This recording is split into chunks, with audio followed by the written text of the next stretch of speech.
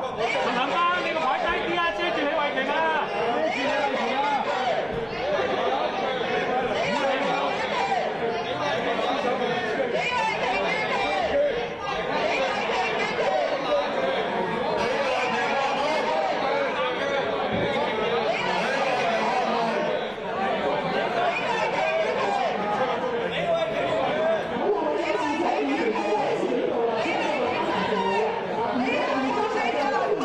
你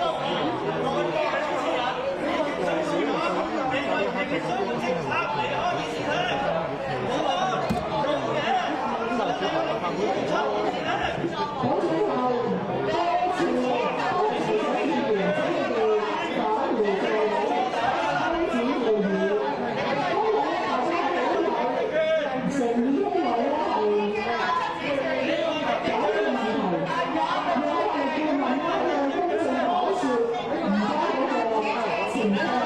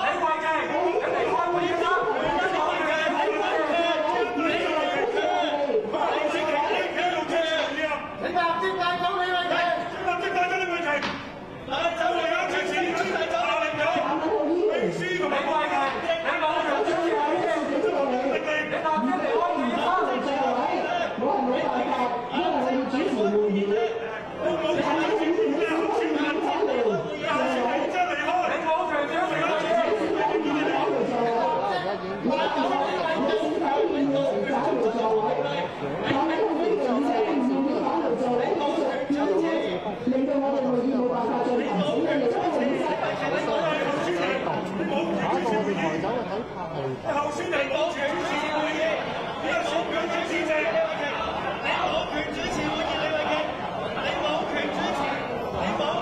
Ghiền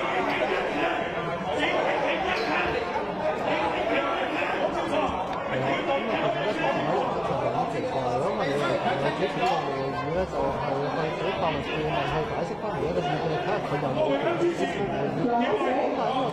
để không bỏ lỡ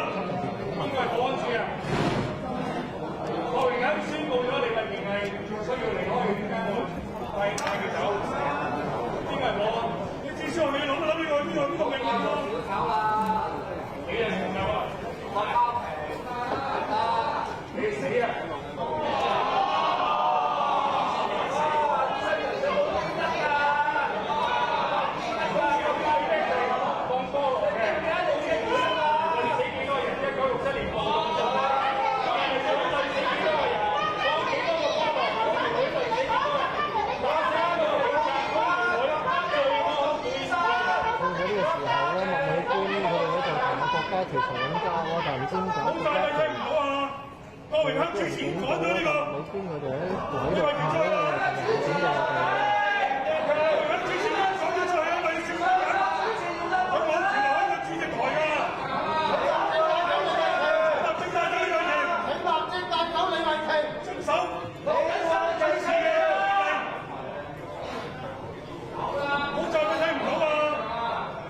嗱，我一直希望大家可以以事論事嘅，我已經咧等咗半個鐘頭，亦都咧多番警告。你冇權主持會議，立即離開會議室。返回座位，讓大家做你冇權主持會議，立即離開會議室。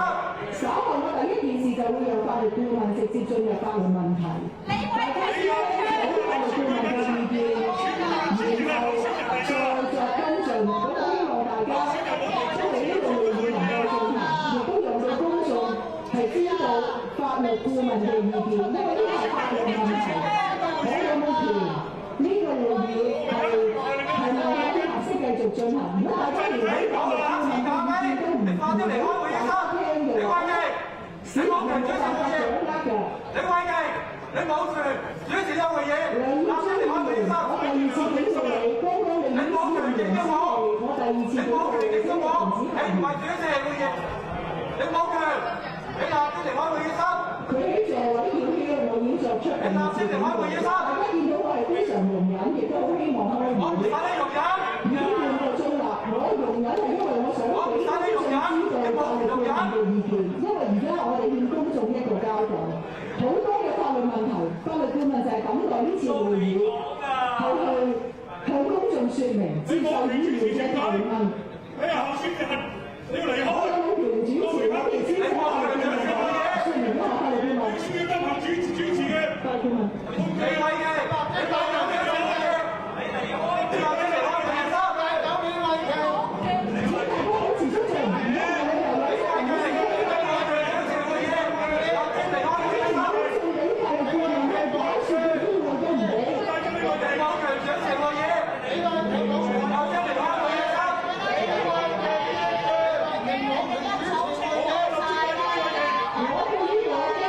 主持會議，按照議事規則程序內所我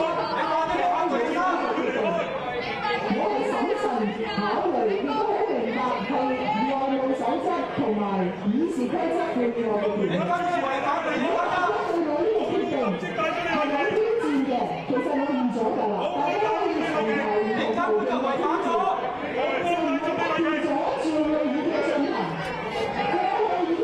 幾個主持會議嘅主持會議進行，你根本就違反咗，你立即離開會議室。讓到會議進行，但今次呢個會議出嚟讓委員會主席係解決問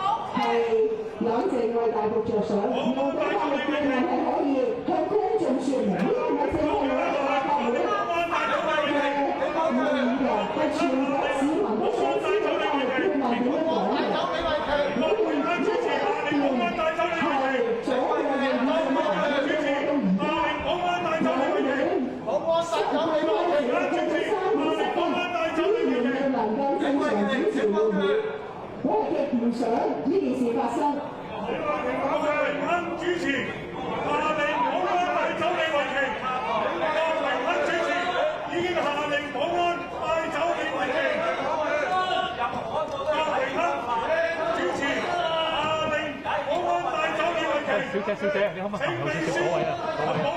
嗰位啊，遮住晒後面啊！郭榮鏗主持嘅命令，遮住我哋嘅。我再次重申，今日係立法會內務委員會特別會議。我作為主席，我要同大家商量點樣解決而家嘅問題，唔係正副主席嘅選舉。所以郭榮鏗主持係冇權主持呢次會議嘅。如果大家對我呢個決定有任何挑戰，我亦都理解，大家可以從不同途徑去挑戰。我作為主席，我做決定嘅時候好審慎。同有法律意見，最重要係呢個議事規則同埋內務守則，係作出呢個決定。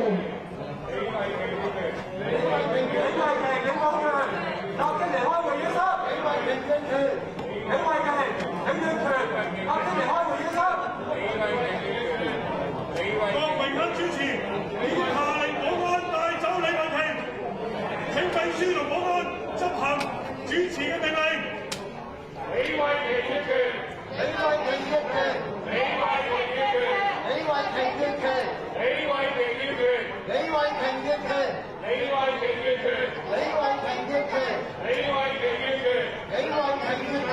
郭榮鏗主持會議，郭榮鏗主持會議，郭榮鏗主持會議，郭榮鏗主持會議。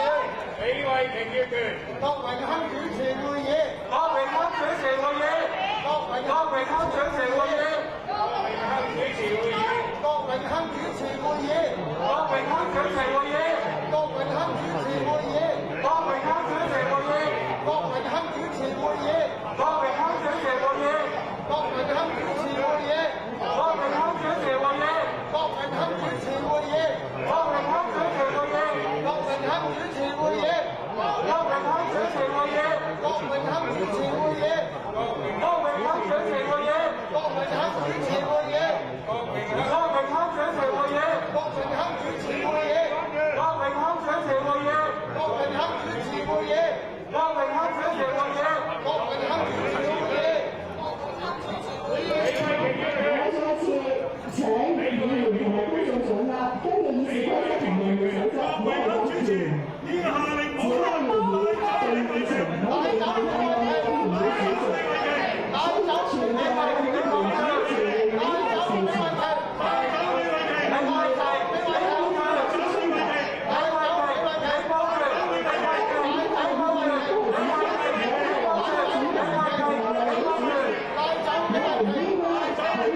係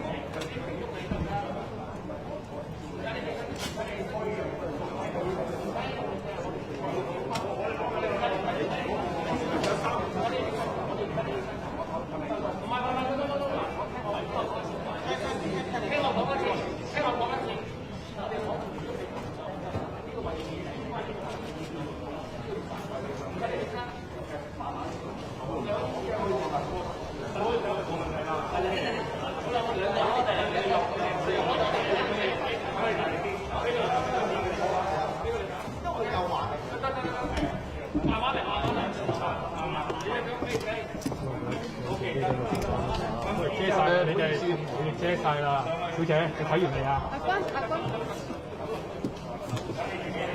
佢就應該清楚喎，佢應該我見到有個知道我清楚嘅，可能親自我試過都係整呢個句，我知道大致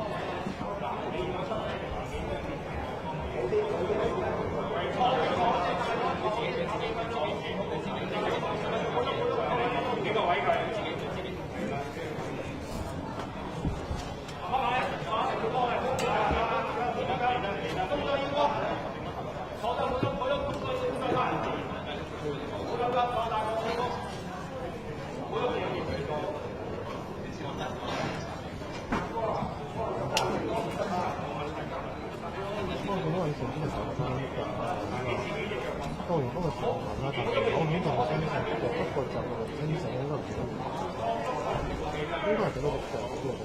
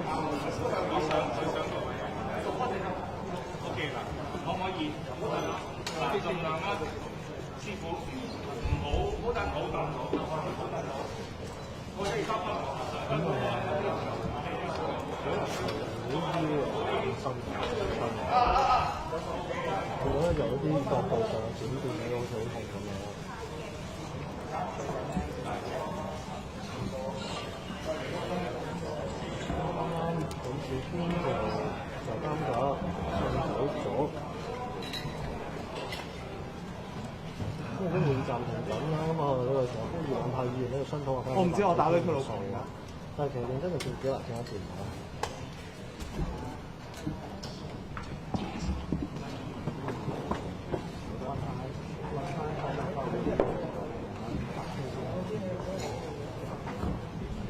我都唔知道點解整到條招咯，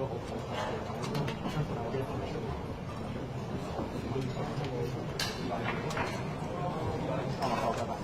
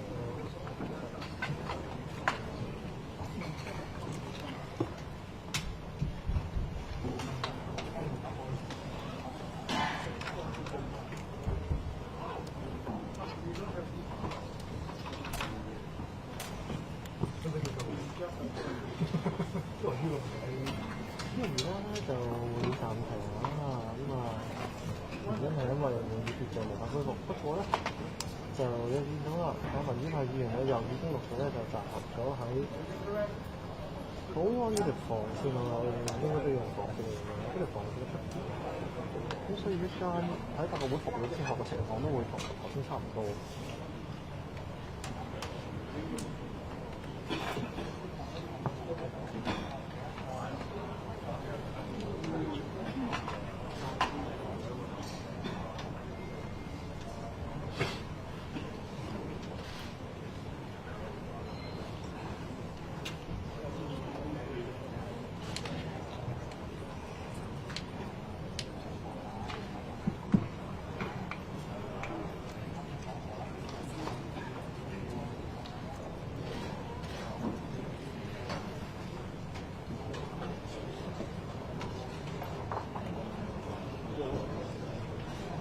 會議各位委員，會議現在恢復。請各位返回座位。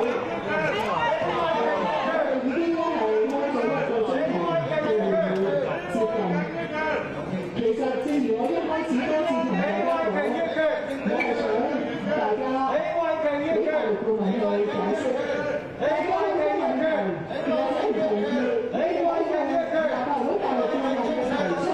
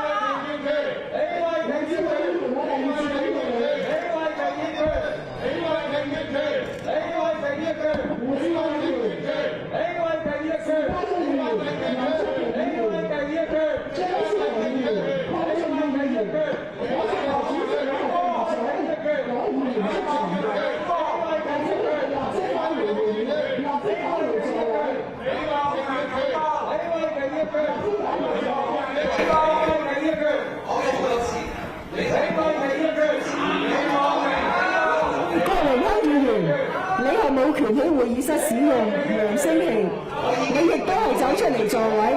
請保安係收取咗郭榮鏗議員嘅揚聲器。請議員返回座位。請議員返回座位。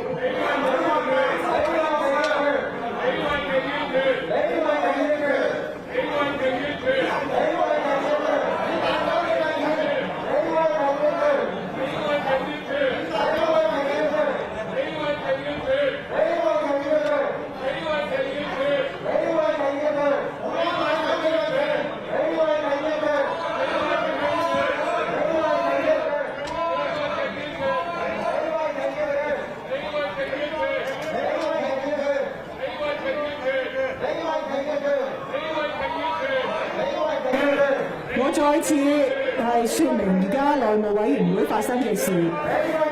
議事規則同埋內務守則咧，我係迎任主席，所以咧我係有權係去定議程、定會議日期。過去一直都係做緊相關工作。由於內務委員會議已經進行咗超過7個月，仍然未能選出新主席，我作為迎任主席，喺議事規則、內務守則底下係有權係去召開會議解決問題，呢個亦都係我作為主席嘅責任。各位議員，你有權唔同意我，但我再次重申，你冇權阻止會議進行，因為你不斷阻止會議進行，係令到市民都冇辦法掌握嗰個實際情況，連法律顧問都冇辦法解釋，呢個係剝奪咗市民嘅知情權。我請你哋幾位議員立即返回座位。我已經用最大嘅忍耐，已經係1個鐘啦。我亦都知道我哋嘅保安工作非常辛苦。我希望大家唔好再肢體衝突。我希望大家唔好再肢體衝突。我好希望呢個會係可以開得到。我已經等咗1個鐘啦。其他議員咧都坐喺度咧，一路等緊，市民亦都一路睇緊直播。我希望大家俾一個機會法律顧問去提出佢嘅法律觀點。我有冇權係一個法律問題。如果你哋連會議都唔俾召開，法律顧問都冇權去講佢嘅法律觀點，市民係冇辦法知道個事情係點樣。所以我作為主席，我必須要確保會議嘅秩序係合理，讓到會議嘅參與者、廣大市民係可以了解事情嘅真相。我請你哋盡快返回座位，以便開始會議。我請你哋盡快返回座位，以便開始會議。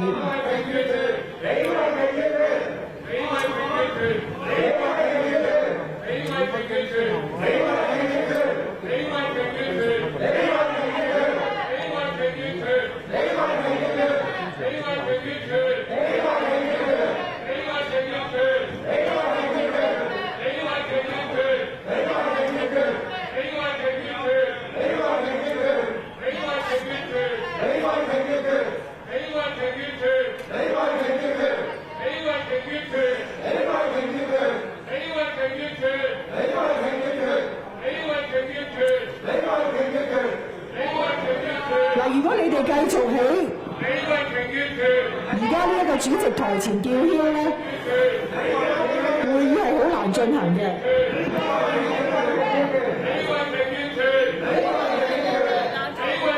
好啊，嗱，法律顧問，我想問你係咪可以説明一下而家嘅法律觀點？我講係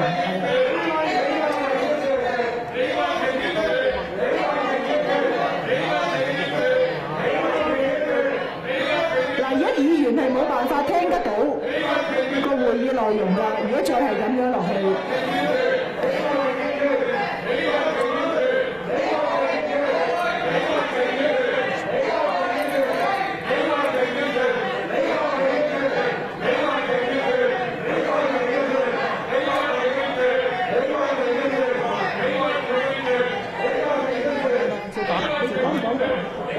聽唔聽到我講嘢？聽唔聽到？議員係咪聽唔到啊？聽唔聽到我講嘢？聽到啊！好，我嘗試請法律顧問都簡單解釋一下而家嗰個法律觀點先，好嘛？我講自己，而家講自己，你要嗱，我講啦。就住內會主席選舉嘅事宜，我會作出3點嘅回應。喺正常嘅情況下咧，主席嘅選舉咧係委員會新會期首項嘅處理事務。呢一點咧喺秘書處10月份發出嘅文件已經係清楚説明啦。呢一點咧亦都係立法會主席外聘嘅資深大律師嘅意見咧係一致嘅。咁第二點咧就係新主席選舉進行行嘅時候咧，現任內會主席嘅權力。喺去年10月秘書處嘅文件中咧，就係提到選舉嘅目的係為了選出新會期嘅主席，讓新主席決定新會期會議嘅議程。基於呢個目的咧，秘書處當時嘅説法就係喺正常嘅情況咧，選舉主席進行期間嘅時候咧，就唔會預期現任主席會或者係可以好似新當選主席一樣咧去行使主席嘅權力。咁秘書處嘅相關考慮咧，就係喺文件 LS 67附件1。Please take a look at paragraph 5 of Annex 1 to paper LS 67. Well, we have also considered the issue as to whether the 立法會主席委聘嘅外間資深大律師嘅意見呢，就係認為現任主席係喺未選出新主席嘅時候仍然在任啦，因此佢應該係謹慎或者係慎重考慮是否行使佢嘅主席權力。套用外間資深大律師嘅説法啦，我相信現任主席喺慎重考慮咗有關嘅事情同埋可能引致到選舉公平嘅關注咧，都一樣係會決定唔會喺選舉正常舉行期間行使佢主席嘅權力。所以秘書處喺10月份嘅説法同埋外間資深大律師嘅意見呢，係表述不同，但係結論係一致嘅。咁剛才咧我講嗰個兩個情況咧，係一個正常運作嘅情況。而家第三點咧要講嘅咧，就係目前嘅情況啦。經過6個月未選出主席，呢個明顯咧係唔係一個正常嘅情況。咁亦都係去年10月秘書處擬備文件嘅時候未有出現嘅問題嚟嘅。正常嘅情況咧係只係得一個嘅啫，但係唔正常嘅情況可以係無限。咁秘書處喺解釋條文嘅時候咧，我哋只會係解釋正常嘅情況，唔會預期咧係選舉會出現咁長嘅延誤嘅。咁至於選舉出現延誤咧，係一個新嘅問題，要解決嘅咧係問題嘅本身，而唔係翻轉頭。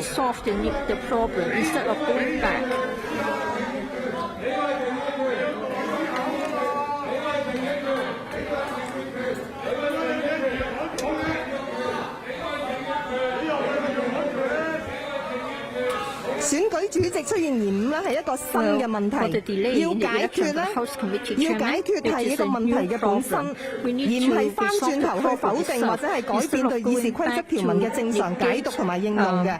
咁樣做係唔需要，亦都係唔應該嘅。咁而家內會出現選舉延誤，令到工作積壓，要解決嘅係呢一個問題啦。情況咧就好似財委會嘅第37A 段嘅程序啦，最初解讀嘅時候咧，第37A 段咧係容許每一位議員可以提出多於一項嘅議案，咁呢個正常解讀咧就唔會預期咧有議員可以事後咧可以提出數以千計嘅37A 議案嘅。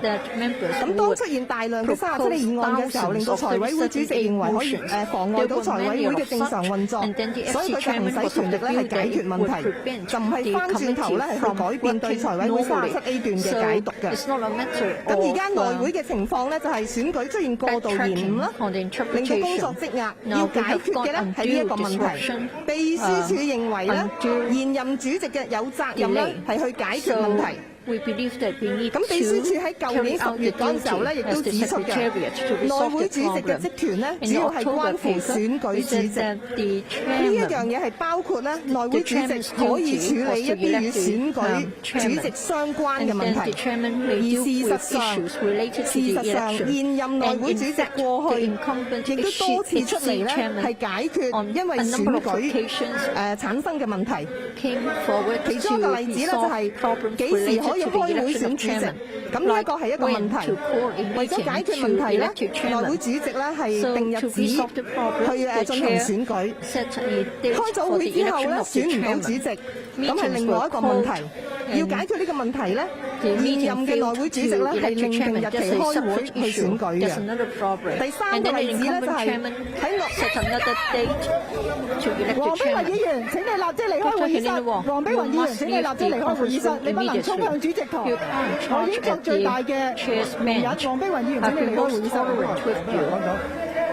聽到啊？等一等下，等。第三個例子咧就係內會主席解決問題。呢個係翻譯。sorry。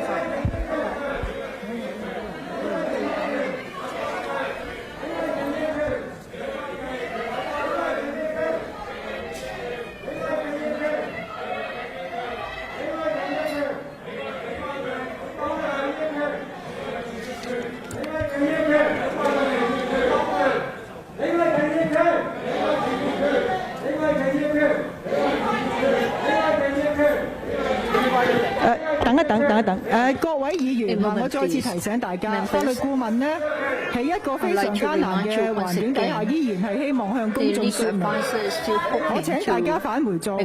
嗱，我亦都邀請呢各位想提問嘅議員呢係按掣，係按掣，係按掣。嗱，你哋如果繼續喺度擾攘，令到會議冇辦法進行呢，我係冇辦法選擇要係運用我主席嘅權力。不過我仍然係俾最後一次機會你哋。喺主席台前嘅議員，請你立即返回座位。你可以作出提問，你可以挑戰我嘅權力，但係你冇權阻止會議進行。請你哋立即返回座位。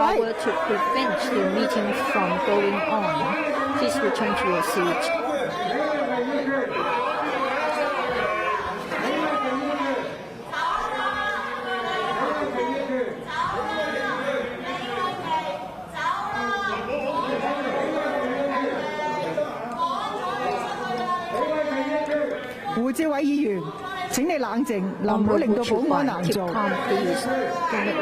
我再次提醒大家，我係想俾大家提問嘅，我仍然係希望大家返回座位，立即按掣提問。我作為主席，我係最容忍俾大家。請你立即返回座位，係提問。如果你有問題嘅話，但係唔係阻住個會議，令到會議冇辦法進行。呢個係連市民都冇辦法聽到。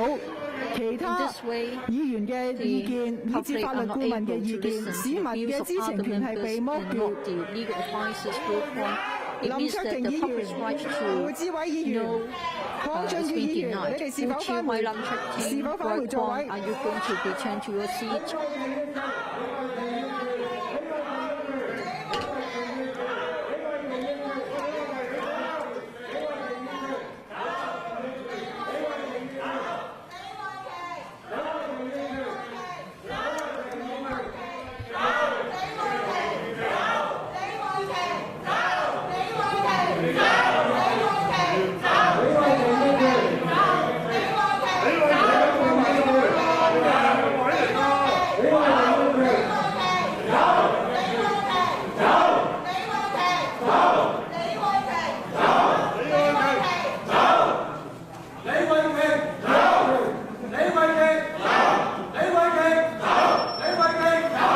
各位議員，請你哋停止喺座位叫囂。嗱，我要先處理起我主席台前嘅議員，因為大家呢確實係阻礙會議嘅進行。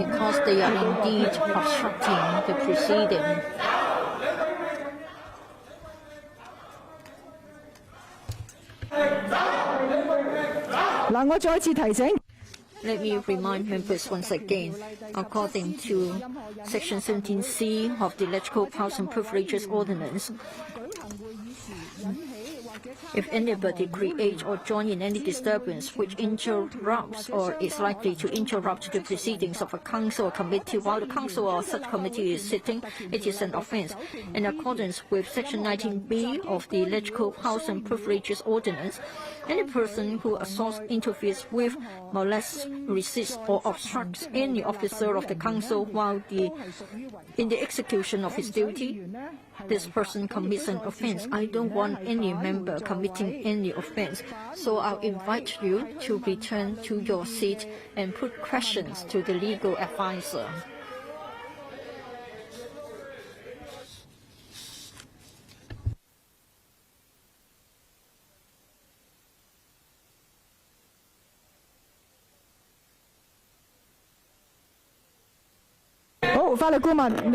Legal advisor, the circumstances are difficult. Are you able to continue? I'll try. Thank you. Well, members' concerns are as follows. That is whether the incumbent chair, Mr. Lee, has the power to convene this meeting. Now, if the incumbent chair is of the view that the convening of today's meeting is to deal with the delay in the election, the Secretariat believes that in this way we can solve the problem. Well, the incumbent chair has time and again come out to try to solve the problems with the election of the chairman. I cited a number of examples. That is, when we can elect a chair is an issue that we need to deal with. So the incumbent chair dates for the election of the chairman. We failed to elect a chair, so she set another date for the election meeting. And then another example, the third one, is that during the electoral process, the House Committee cannot call meetings to consider subsidiary legislation. The incumbent chair on many occasions directed the Secretariat to issue reports to members. In other words, you can see that on many occasions the chair has already tried to resolve the problems while there has been a delay in the election of the chairman, and members didn't query that. For the details, please go to paragraph 6 of Annex 1 to LS 67. The longer it is being dragged on, the more issues we have got. So if the incumbent chair thinks that there is a current issue, which is also related to the election of the chairman, if she thinks that she convenes a meeting today so as to solve the problem, then the Secretariat believes that it is an appropriate move. As to how and when to solve the problem, it is up to the incumbent chair to make a judgment. In other words, if the incumbent chair believes that we can solve a problem by convening the meeting, then the Secretariat agrees with that. Members may think that for the incumbent chair to take such an approach, it may not be a desirable one.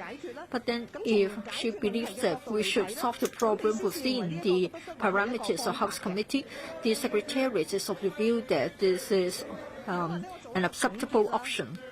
If I may have a conclusion, for the October paper of the Secretariat is about the ordinary course of events. Election of the chairman is the first item of the House Committee. Well, under normal circumstances, we do not expect the chairman to exercise the powers. But then if there are problems with the election of the chairman, the incumbent chairman has the duty to seek solutions. And in fact, she has been doing this all the time. The Secretariat referred to the interpretation and application of the rules of procedures. The Secretariat considers three principles. First of all, the importance of election of the chairmanship. Second, the fairness of the election of the chairman. The third is that the rules of procedures are there to facilitate the operation of the Council. So when it comes to the interpretation, it cannot be construed in such a way that the Council will be paralyzed. For the incumbent chair as well as the presiding member, irrespective who they are, the Secretariat will apply the same principles. That's all I want to say. Well, the legal advisor has briefly told us what her viewpoints are like. So if you would like to ask her questions, please press the request to speak button.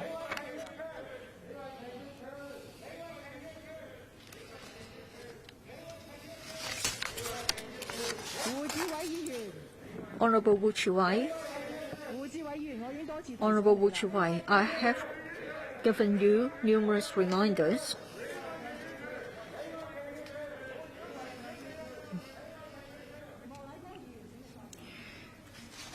Mr. Charles Mock, please speak.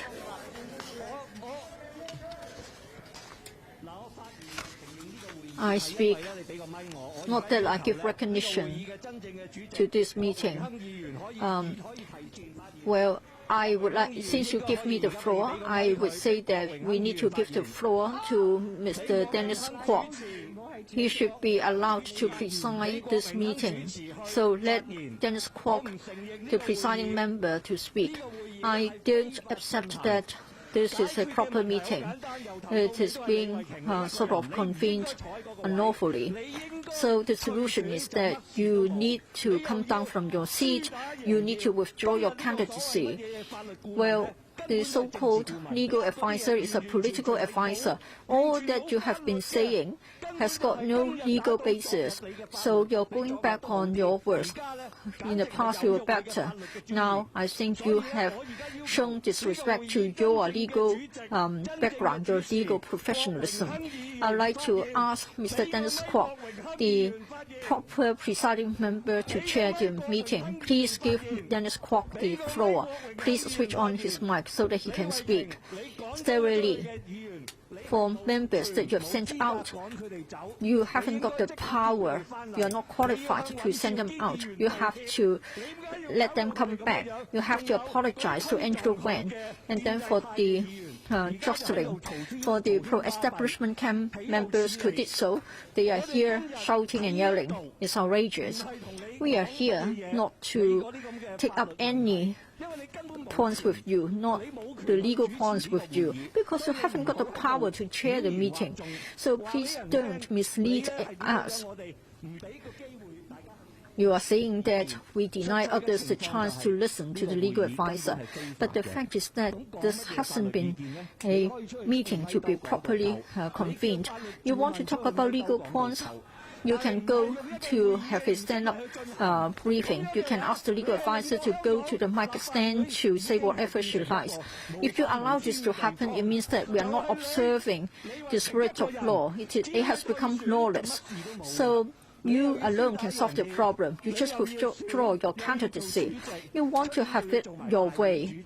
You want to be the House Committee Chairman. You want to become the President. Who are you? Do you have any sense of shame? You want everybody to prepare your future path. You have made very serious allegations against me. I must reply.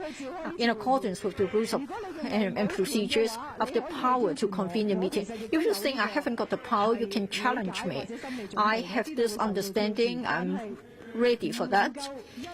But it can't be that you think that I haven't got the power and so I refrain from solving the problem. Both the RP and the HR are clear. I'm still the chairman in office until a new chairman has been elected.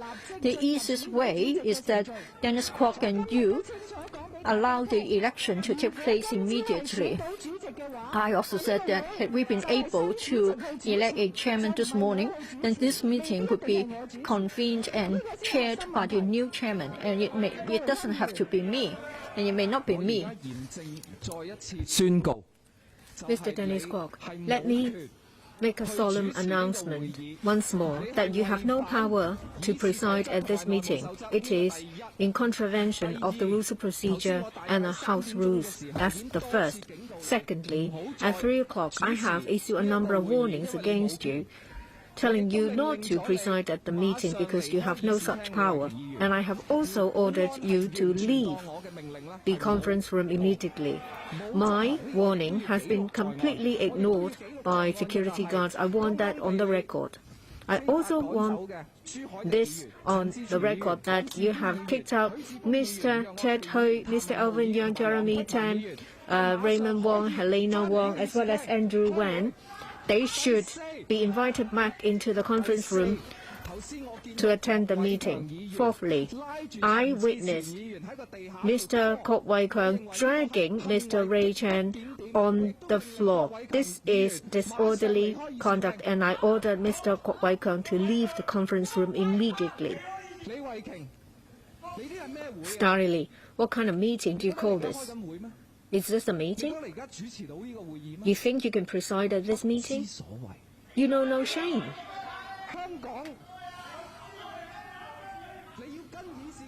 You have to follow the rules of procedure.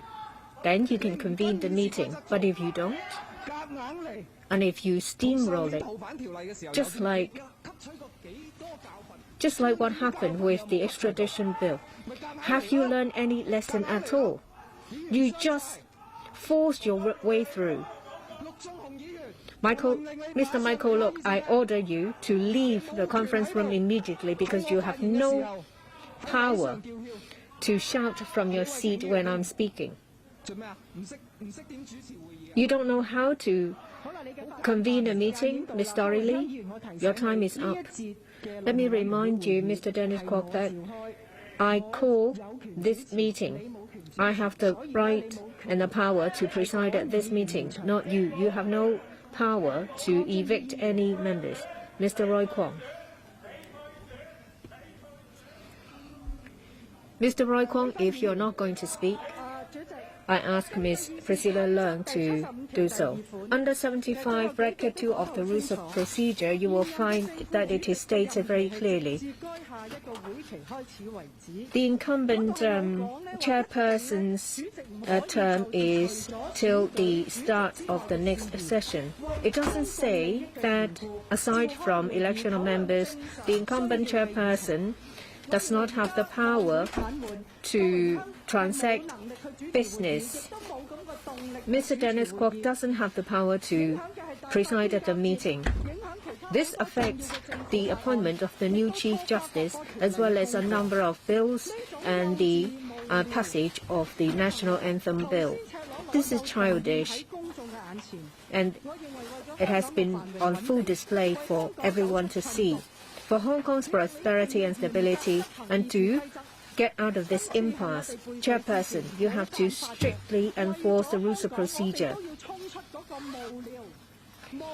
We have burnt our bridges. This is our way to move forward. We need to resume normal business. The House Committee has been ground to a halt. We have failed the public. I think the two senior counsels, Mr. Benjamin Yu and Mr. Jenkins Yuen, as well as Ms. Pauline Ng and another dignitary, they are all very familiar with the rules of procedure. Maybe give them a maximum of 15 minutes to waste their time. Afterwards, Chairperson, you will have to do your duty to transact business as we should. I support you, Chairperson, to continue to preside at the meeting, because only you have the power and the right to implement the rules of procedure. Just ignore the others. Mr. Kenneth Leung, let me clarify that this is an illegitimate and unlawful meeting. Of course, you can call a meeting and set the agenda, but the agenda should be the election of a chairman. I don't know why that since October the legal advisor has changed her views completely. Has she been under any pressure? She talked about the three principles and the extraordinary time. You won't find that in the rules of procedure. Are there problems with your professionalism or your independence? This is a political issue. It won't be possible to resolve it with the rules of procedure. Do you recall, Ms. Starry Lee, that your mentor, Mr. Jasper Zhang, called a meeting? It was an unofficial meeting. You can call this a special meeting. This is a big problem. I want to resolve the problem, but if you use the wrong method to resolve the problem, people will be unhappy. This special meeting should not be called. You can call an unofficial meeting. Do you remember Jasper Zhang calling a meeting in the chamber? We all participated. You have chosen the wrong venue. Mr. Charles Mok, please don't interrupt. You have chosen a completely wrong way to resolve the problem. This is not the way. How come that the Secretariat and the legal advisor can change their version, saying that this is an extraordinary time? Well, would they say that it will be an emergency in a few weeks' time? Legal advisor, did you not give us a genuine legal piece of legal advice in October? Let's hear from the legal advisor. Is this an unlawful meeting? In October, the Secretariat issued a report expecting that the election of chairperson will be completed within 1 month as usual. In the construction of provisions, we will do so against a normal background. There can only be one normal situation and unlimited abnormalities. We cannot cater for all the limitless abnormalities. We have to resolve this new problem. We should not go back to change the normal construction or interpretation of the provision. Let me give you an example. 37A of Finance Committee procedure. The normal construction of that rule is to allow members to move more than one 37A motion. Please listen to me. The normal construction is that one is allowed to move more than one motion, but one does not expect that one member would move thousands of 37A motions. If there is an emergence of a significant number of 37A motions, is a problem, which in turn impede the operation of the Finance Committee. As a result, the chairperson of the Finance Committee found a way to resolve the problem. Now, with the House Committee, it's been 6 months and our chairperson is still not returned. This is not normal. Back in October, the Secretariat did not foresee such a situation. Now that we have the emergence of a new situation, we have to resolve this problem. It's not the case that we change our interpretation back in October. We have to tackle the situation. Whose responsibility is it? The Secretariat's view is that it is the duty of the incumbent chairperson, Ms. Starry Lee. And Ms. Starry Lee has been dealing with issues relating to elections.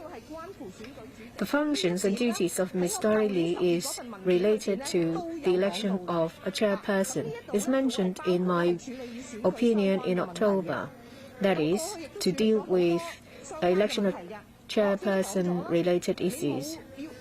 As I've said, well, the calling of a meeting, the setting of a date, if a meeting is convened and a chairperson is not returned, then there is a problem, and Ms. Starry Lee set a date for the next meeting. If a meeting cannot be convened in time to deal with bills with a time limit, Ms. Starry Lee has given numerous instructions for the report to be given to members. She has been resolving a number of problems when no one raised any question.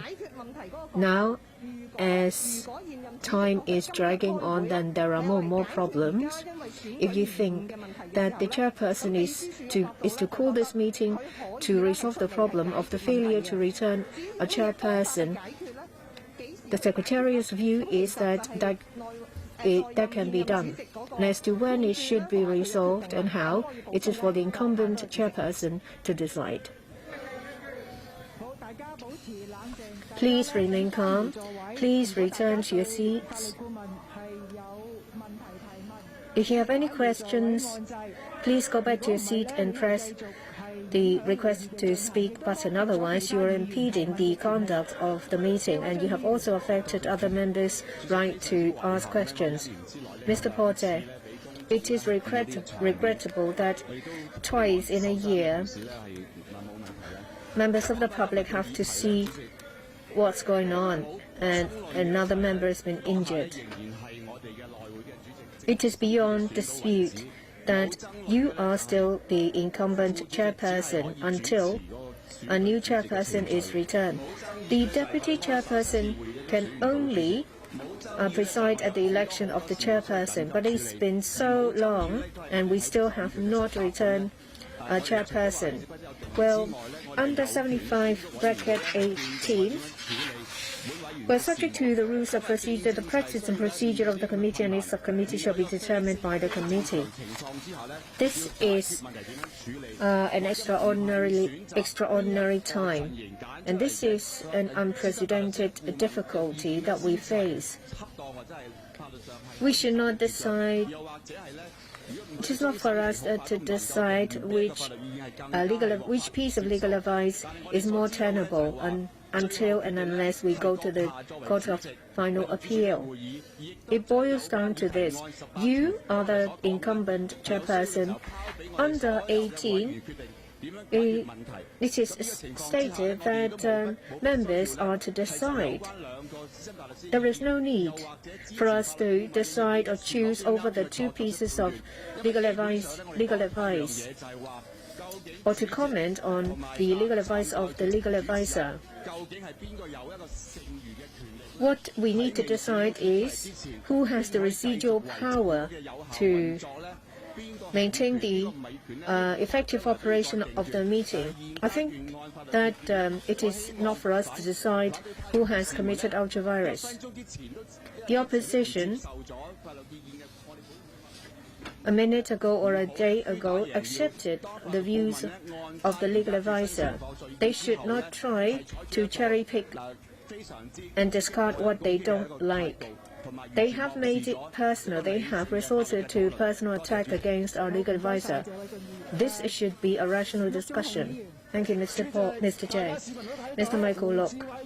We can all see that Mr. Wu Chi-wai and Mr. Kokaki are still using force to storm the chairperson's bench. Just now a question was asked, what is abnormal? This is abnormal. Only abnormal people will say that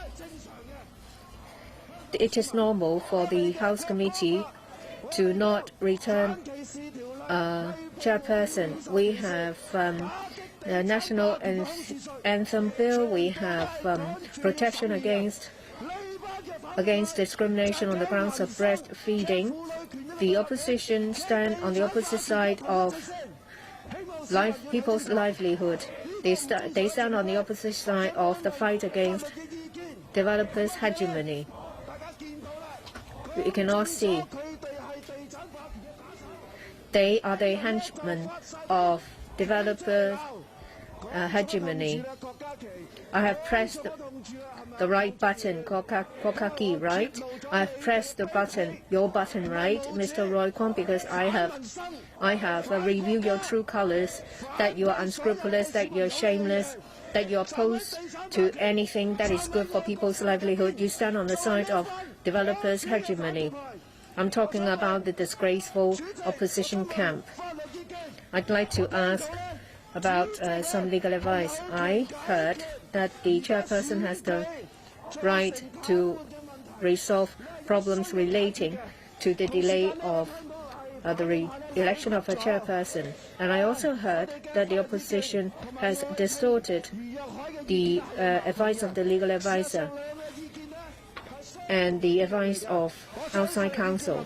I do think that the advice by the two outside counsels as well as our legal advisor are actually consistent. Mr. Wu Chi-wai, I have reminded you repeatedly. Still, you charge at security guards. Are you going to stop speaking? Mr. Wu Chi-wai, please leave the conference room immediately.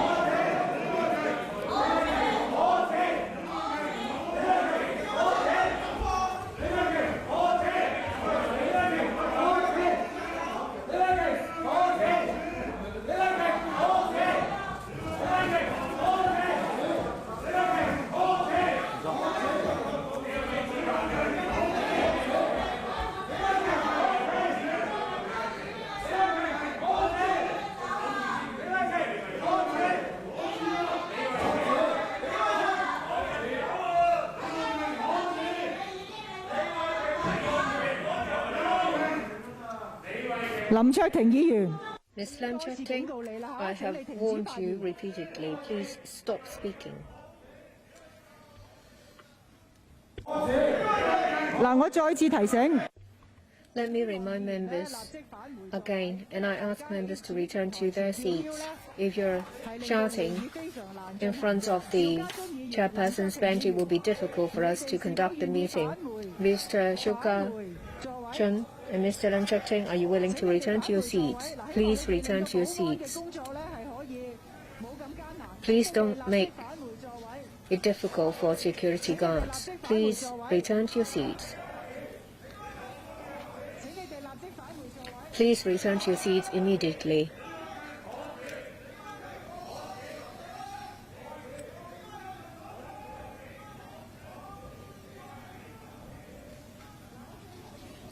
Let me give you a final warning, Mr. Lam Chuk-ting. Please return to your seat.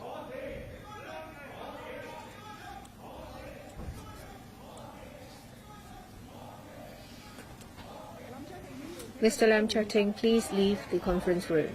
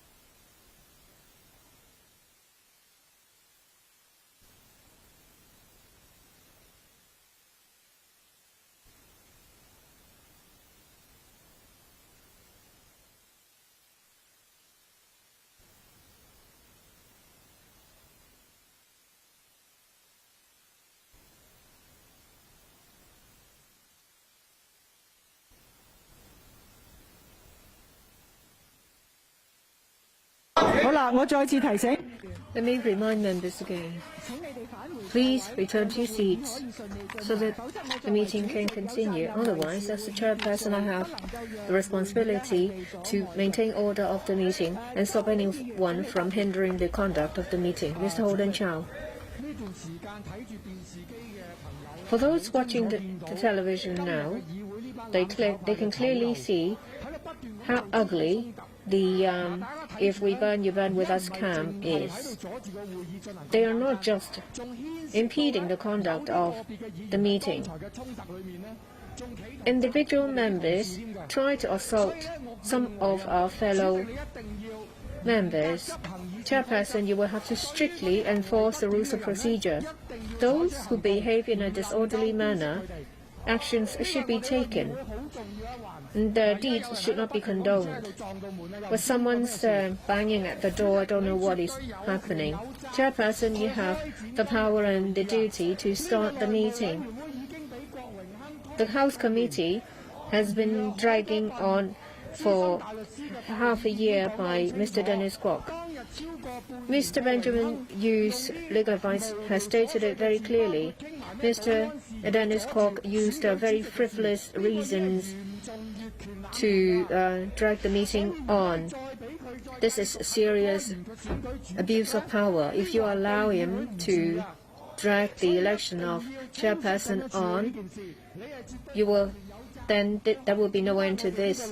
You have the power and the duty to call and conduct the House Committee meeting. Dennis Kwok and his colleagues throw accusations at you, saying that you are hogging the seat. I think it's distorted allegations. You have the power and the duty to convene the House Committee meeting.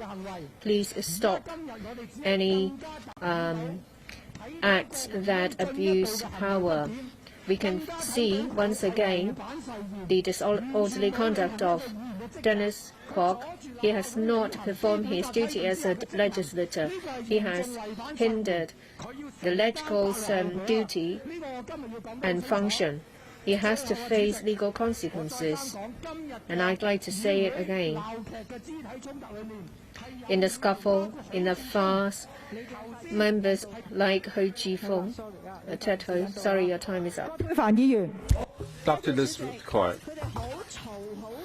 they're very noisy and acting barbaric. Can you get rid of those people in front of the podium so we can continue with the meeting? Well, there are drowning out the voice of the legal advisor. They're seriously harassing the colleagues who are sitting for the meeting and depriving the public right to listen into the meeting and also listen to our deliberations. Please exercise your power and to remove them from this chamber.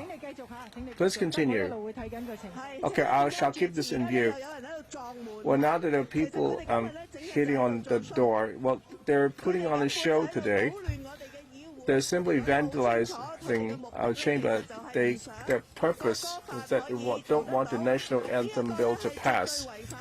That's a clear breach of their own. The national anthem bill is part of the basic law. We had a constitutional duty to legislate in Hong Kong. Anyone attempting to deploy any tactic to obstruct the election of the House chairman so as to avoid ratifying the national anthem bill is already through each of their oath they are unfit to serve as the legislators for Hong Kong. Chairperson is perfectly entitled to continue to sit as the chair, incumbent chair. The legal advisor had made it quite clear. Now we are on extraordinary times as they failed to elect a chairman after 17 sittings, and that is called as irresponsible and abuses powers. They have not able to elect a chairman, and Hong Kong had wasted 6 months, and so that we have like a gridlock in legislation. A lot of the legislations and livelihood-related legislation cannot proceed. What they don't feel like and really faulting the legal advisor. Please continue to host the meeting. Claudia. You are a vicious Beijing little worm who thinks you've been assigned to be the next top puppet, correct? Now, I will give my time to the floor. Ladies and gentlemen, our real chair here, Dennis Kwok. 我相信呢，毛孟靜議員，呢個係你發言時間，我冇用。Ms. Claudia made this your slot. I didn't allow you to speak earlier. This meeting has to be called up right away. This is not a meeting. I declare this meeting is finished. Ms. Sarah Lee, please stop ejecting our colleagues. Mr. Dennis Kwok, please stop speaking. This is not your slot. Ms. Mo, is that your... You would like to speak? If not, I'll pass on to the next one. I was calling you a little worm, and I asked you if it's correct that you think you will be the next designated puppet in Hong Kong. Reply to me in English, please.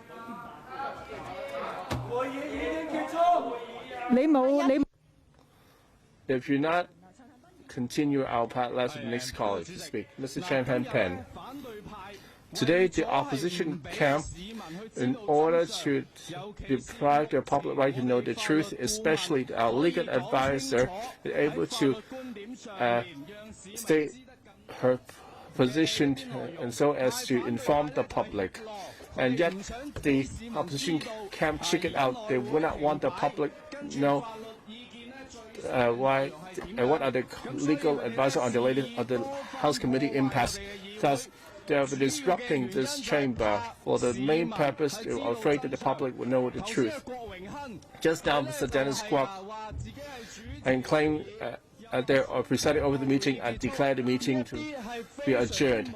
These are clearly unscrupulous acts. Well, now that they're walking out, I hope they will never return. Let me tell Dennis Kwok, you asked me to save it. Let me tell you now. Well, just go. Just save your breath. Stop wasting our taxpayers' money and make use of the available legislative time for more than 6 months to try to do something to be done in half an hour. Well, it shows how unscrupulous you are and a tremendous waste of time. So I hope that with the meeting chaired by you and legal advisors have elaborated. I hope that the House Committee can return to normal. So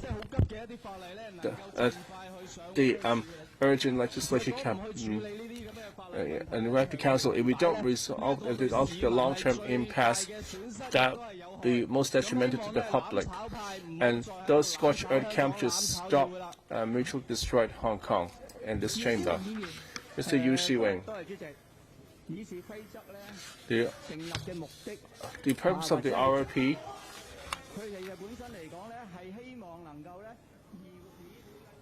they hope that the business of the chamber can be transacted in an orderly fashion. Mr. Kwong, can you please stop? Can you please stop? Well, somebody was talking over me. Third warning, Mr. Rai Kwong. Mr. Rai Kwong, please leave this chamber.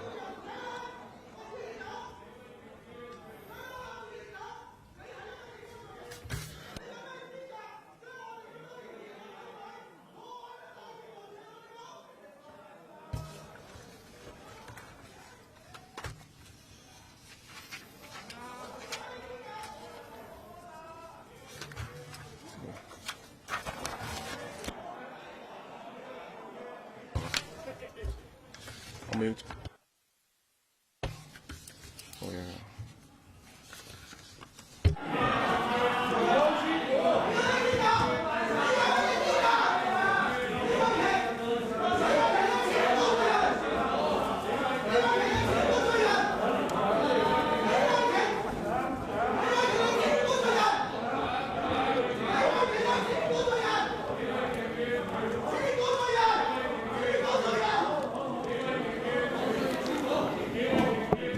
好啦，請議員返回座位。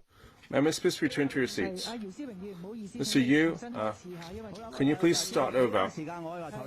Can you reset the clock? Chair Lady, the RP is the classes of many years' experience for the orderly conduct of council business. The legal advisor back then, when explained the authority of the presiding member, I see they are well founded. Martin Liu said, point of order? Yes. I saw someone making a recording. Is that in order? Ms. Chen Chen, according to RRP, can you please stop recording? Otherwise, I'll ask the Secretariat and the Secretary to stop you. Can you please stop on your own initiative? 請你自行停止錄影。好，姚思榮議員，請你繼續。Mr. Yu, please continue. It's been 6 months and we failed to elect a House Committee Chairman. That is quite abnormal. The legal advisor just now had given a clear explanation of this abnormality. I have accepted the legal advisor explanation. At Article Basic Law 73 Bracket 1 and state that the duties of the member and members in power that to enact and repeal laws. And Dennis Kwok had abused his power, thus were without a House Committee, but not able to become a new elected chairman. A lot of the legislation will not refer to the council. While for the guest house bill had failed to get to the council, refer to the council. Besides abusing his power, they are depriving the members' right to scrutinize bills. We don't chair the meetings, and even after the end of this term, we're not able to scrutinize any legislation.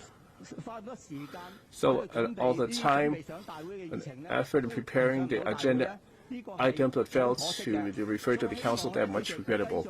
I hope that you can stay on to chair this meeting so that our bills can be referred to this council.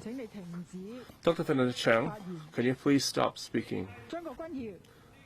Mr. Horace Chung.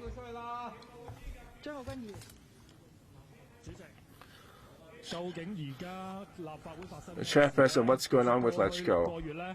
In the past 6 months, the Let's Go is really grabbed at the neck and almost asphyxiated due to the abuse of the squad. And now that the Let's Go have seek advice from 2 outside counsel to provide a solution to resolve this, so as to prevent the Let's Go from being scuttled. Well, while the opposition legal opinions are paid by the opposition, well, and claim that you have to let the tennis club all these powers. It's like you follow the kidnapper instructions and fully accede to the requests. For example, the pre-establishment camp should not take part in the chairman election, then you'll be all safe. Well, that's not a legal solution. That's like a bandit logic. So that if you're robbed, you should just hand over all your valuables and you'll be fine. So the legal opinion from the opposition camp is unacceptable. It's a waste of time. Well, the performance of Mr. Kwok is no different than the Kowloon Emperor. They've been ordering members of this and that, and even eject people from the chamber.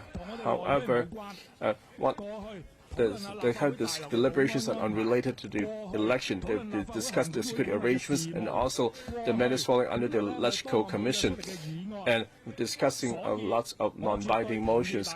Thus, I agree with the legal advice obtained by the Council President that the meeting chaired by Mr. Kwok was an ultra-virus, and I hope that the chairperson, in this context, that based on the opinion of the President, to continue chairing meeting. Dr. Fernando Chang, I warned you multiple times. No warning? Dr. Chang, first warning, please stop speaking. Mr. Martin Liu. President, according to House rules and the ROP, your tenure of office is effect until the election of a new chairman of the new session. That is beyond dispute and being explicitly provided for in the RC and the AC, so that is to avoid a situation where they have a lacuna in chairmanship. Since the House Committee will need to carry a lot of legislation and other important functions, I always had the position that from the outset you always have been the incumbent chairman and you'll be afforded the same power. And the RP not diminish the power of the incumbent chairman. Of course, you do not abuse the power to obstruct the election of the chairman and to prolong your own tenure. Otherwise, I would be a breach of the RP, because the RP has stipulated that there'll be an annual election for the House Committee chairman, and yet you never obstruct the election of the chairman. You have called 17 meetings, and however, due to opposition filibustering, it all gone to waste. I am quite well versed in the legal opinion. Well, for the public right to know, I want to have a few questions for the legal advisor. The legal advisor claimed that their legal opinion claims that their opinions are consistent with the Secretariat. Well, it doesn't matter really. May I ask the legal advisor, would you agree that the legal perspective and the facts as laid down in the Benjamin Yu and Jakin Shun SC, first, do you have the right to call a meeting? Second, would you have the right authority to set agenda items? And thirdly, would you have the authority to preside over the House Committee meetings? I hope that the legal advisor explain for the public right to know. Well, let me compare my own position and those of the outside counsel. First, the election of the chairman, the first item of business of the new session of each term, and that included expounded in the secretary document back in last November, and that's also shared with the outside counsel. In other words, the chairman election always the first item of business on the first new session, and in the proceedings for the election on the authority of the incumbent chairman, which are the view that, well, back in last October, I think the purpose of the election is to elect a chairman for the new session to allow to set the agenda for the coming session. The secondary position is that in the usual course of business, the incumbent chairman will not anticipate that it will exercise the authority of the chairman. And on LS 67, an Appendix 1 paragraph 5. Let me compare to the outside counsel. Hang on. Would you like to place a point order, Mr. Liu? Well, the legal advisor here made it quite clearly. Well, we're consistent, it doesn't matter anymore. Does it agree with the legal perspective and the fact description of two outside counsel? And two, if she'll agree, well, we have the right to call meetings, the right to set agendas, and also the right to chair meetings. You just have to answer those three questions. Legal advisor, the secretaries, you had no disagreement with the outside counsel. Maybe it's a matter of wording, but position is the same. So as the incumbent chairman, I have the right to call a meeting and set the agenda items and chair meetings. The secretary's position is that in this situation, that you failure to elect a chairman after 6 months in an extraordinary state of affairs. In this context, the incumbent chairperson can step out to resolve the problem. If the incumbent chairman took the view that for today's meeting to resolve an urgent matter, we see that as a solution, the secretary would agree that the chairperson can step out to resolve these issues. Honourable Kwok Chair, we are finally at our committee meeting. We have someone of a right mind chairing the meeting. I'm really moved. I think this should have been done a few months ago, but I understand that we need to get professional legal advice, so it's been delayed. But it's still better than not having it at all. Putting the legal advice aside, for those who have the burn with us mentality, they have always addressed you when they write to you. So Dennis Kwok has been handicapped. He can't even get correspondence from members. In other words, the Burn With Us group have recognized your status as the chair. Now back to the legal advice. It is very clear. The legal advice given to the President is that it is hoped that we can discharge the duties as the Legislative Council. We would like to function normally. Well, for the legal advice obtained by the Burn With Us group, I think that can be ignored. That's not a piece of legal advice. I think it is their political opinion. I think we need to distinguish the two. And I think the merits of the two, the motives of the two are different, and you can tell which is better. Well, I think they have got 20 seeking nomination, and then they are forcing you to withdraw your candidacy. I think it's a matter of vote rigging.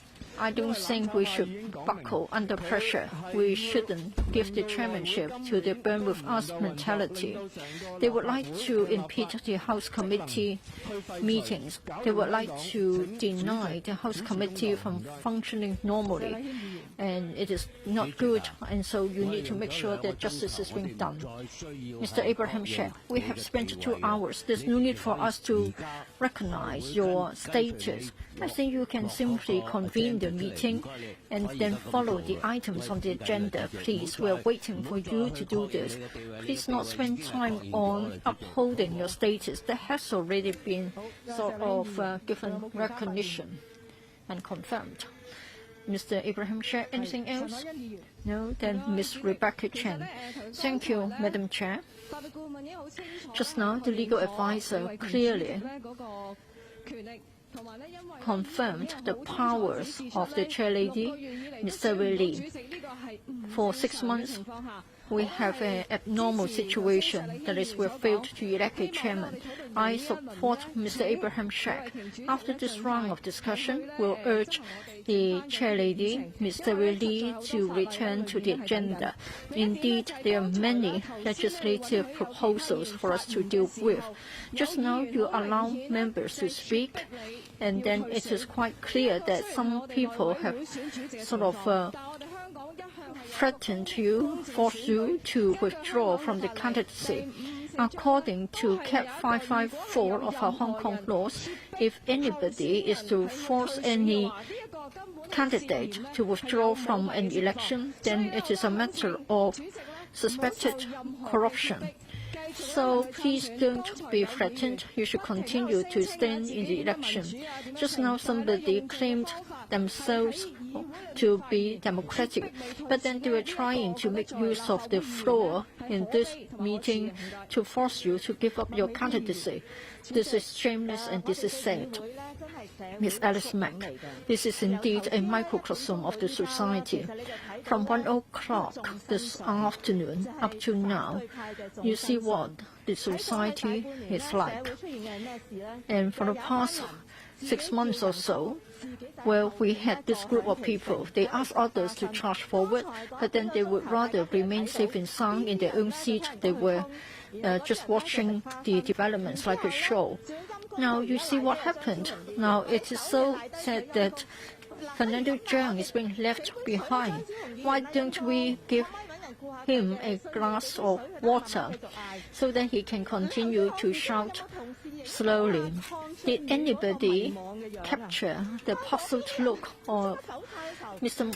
Roy Kwong when the others on that side left? Well, of course, we were not able to make a recording, but he was really puzzled because we were surprised that everybody left and he was left behind. So we have had a farce. Now let's come back to the election of the House Committee Chairman election. Just now, the opposition camp said that steadily all you have to do is to withdraw your candidacy. I think this is a trap. Let's tell the public what's happening. Now, there's somebody who would like to hijack the election of the House Committee Chairman so that we are not able to scrutinize the bills. Well, in fact, on our agenda, we have this. That is, we need to endorse the senior judicial appointment. This is in line with our constitutional duty. That is, Basic Law 73(7). Just now, we are prevented from having our meeting. So are we being prevented from discharging our constitutional duty? Well, you can have a look at Article 73, and just now mentions made about the senior judicial appointment. This is also part of your constitutional duties. You can also refer to Article 73(1). Just now, we were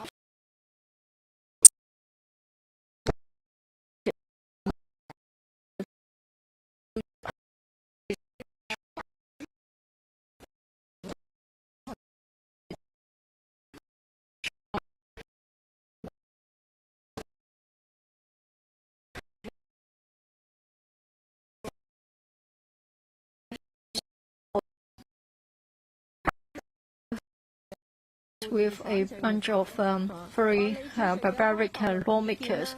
The people of Hong Kong should thank you. Anybody can get legal advice.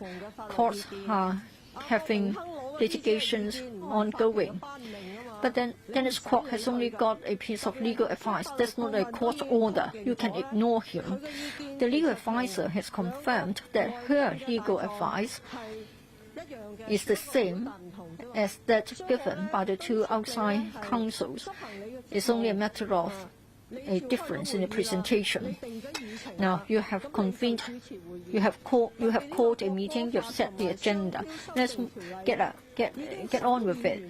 For the Trademarks Amendment Bill as well as the National Anthem Bill, the scrutiny has been completed. We need to go back to the Council as soon as possible.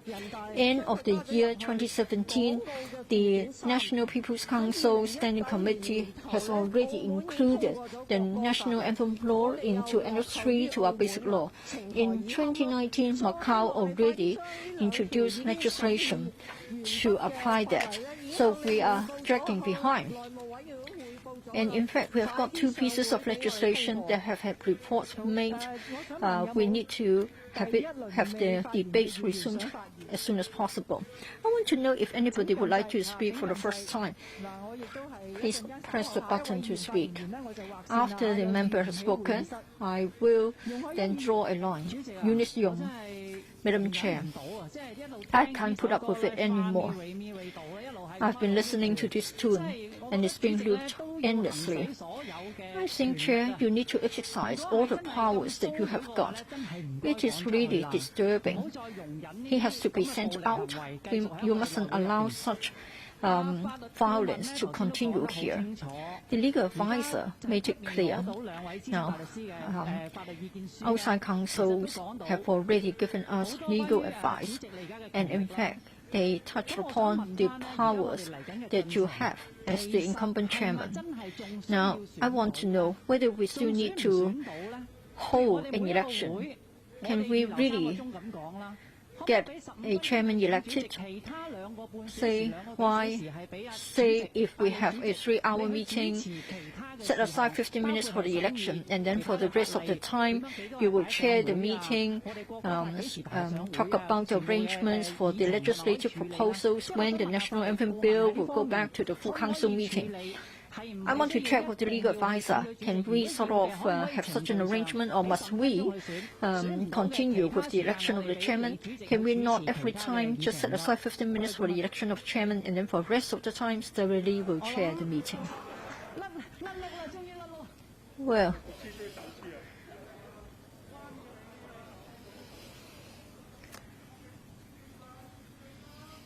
Chair, show some mercy. Let him off.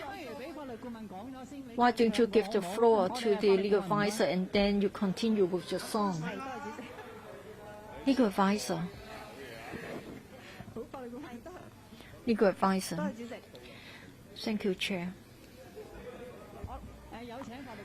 Legal advisor, please. I think I made this point a moment ago. Election of the chairman. When you have the ordinary course of events, then that should be the first item of business. Currently, what we have to consider is that whether we are still having the ordinary course of events. If it is time for us to resolve a problem, then it is the duty of the incumbent chairman as to how she's going to resolve the problem. It's up to her to make a decision. Thank you. Dr. Fernando Chan, I think you are disturbing the proceeding seriously by speaking. So, security guards, please lead him back to his seat and give him a glass of water. Yes, please. Mr. Chen Kin-po.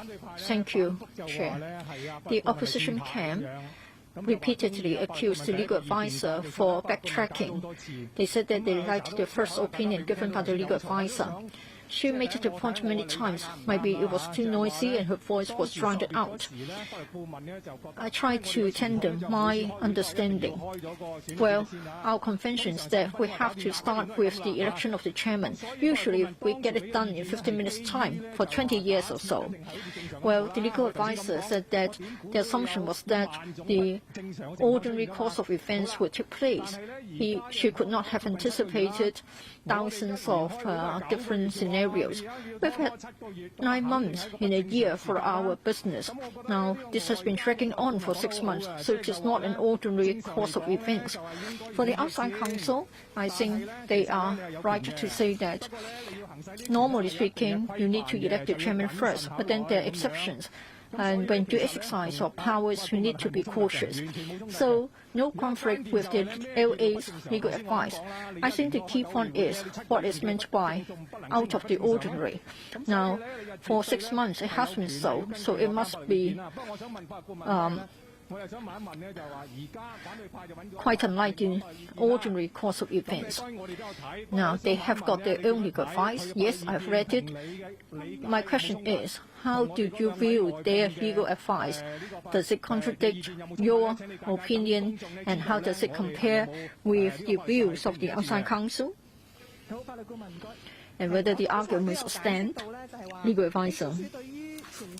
Just now, I have said that in relation to the interpretation of the RPs and how they are applied, we considered 3 principles. First of all, the importance of the election of the chairman. The ROP says that for each session, we need to elect a chairman. That's the first point. Second, the fairness of the election.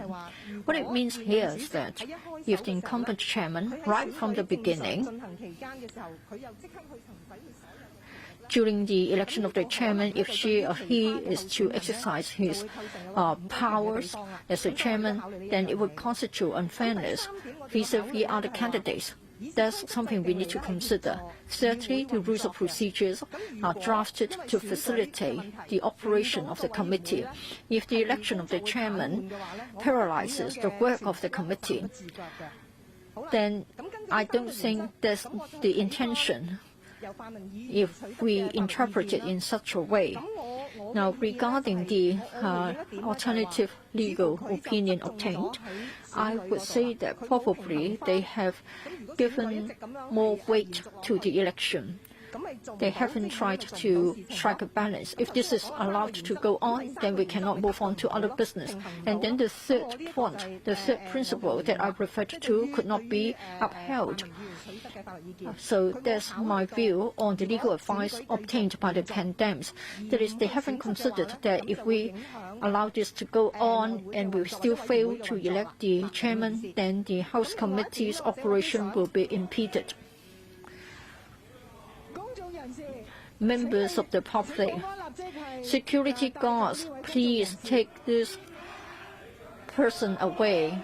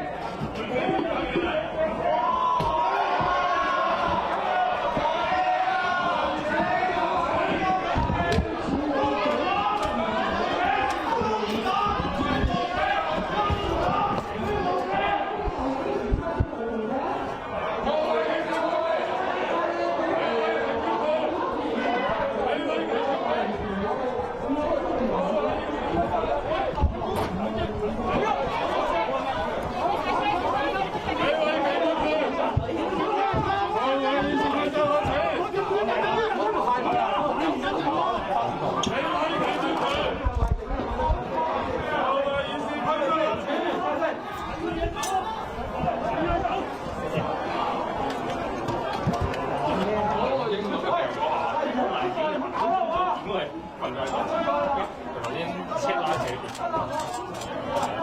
不過我後邊，令到佢你咪借一陣間。唔好意思，對唔住佢，唔好意思。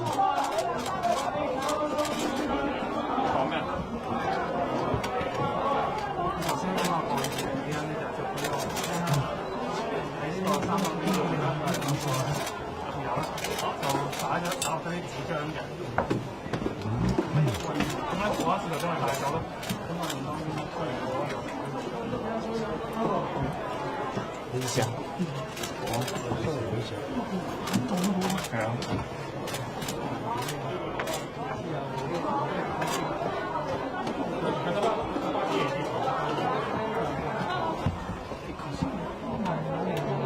啲觀眾席啦，觀眾席啲人咯。反正佢掟嘢我都買邊個嚟㗎？霍永記工黨主席，即係第四啊！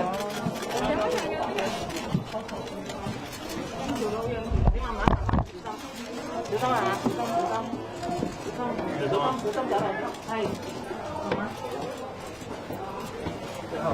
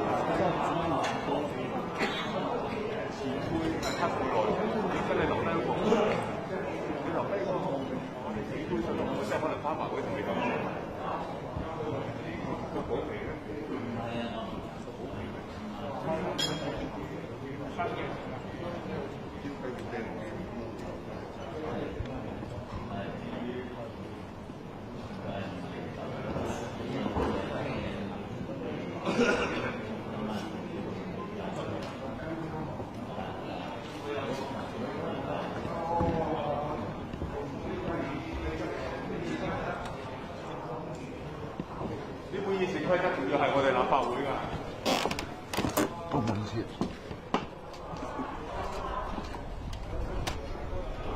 唔好意思，頭先嗰個人係邊個嚟嘅？唔係嘅，係咯。跟住而家係咪監聽？唔好意思，我聽唔到佢哋，有冇講過記咗？我未記到聽到。哦，翻咗嚟啦。5分鐘。我咪咩個 game 啊？哦，明白。哦 ，OK， 明白。我依卡分。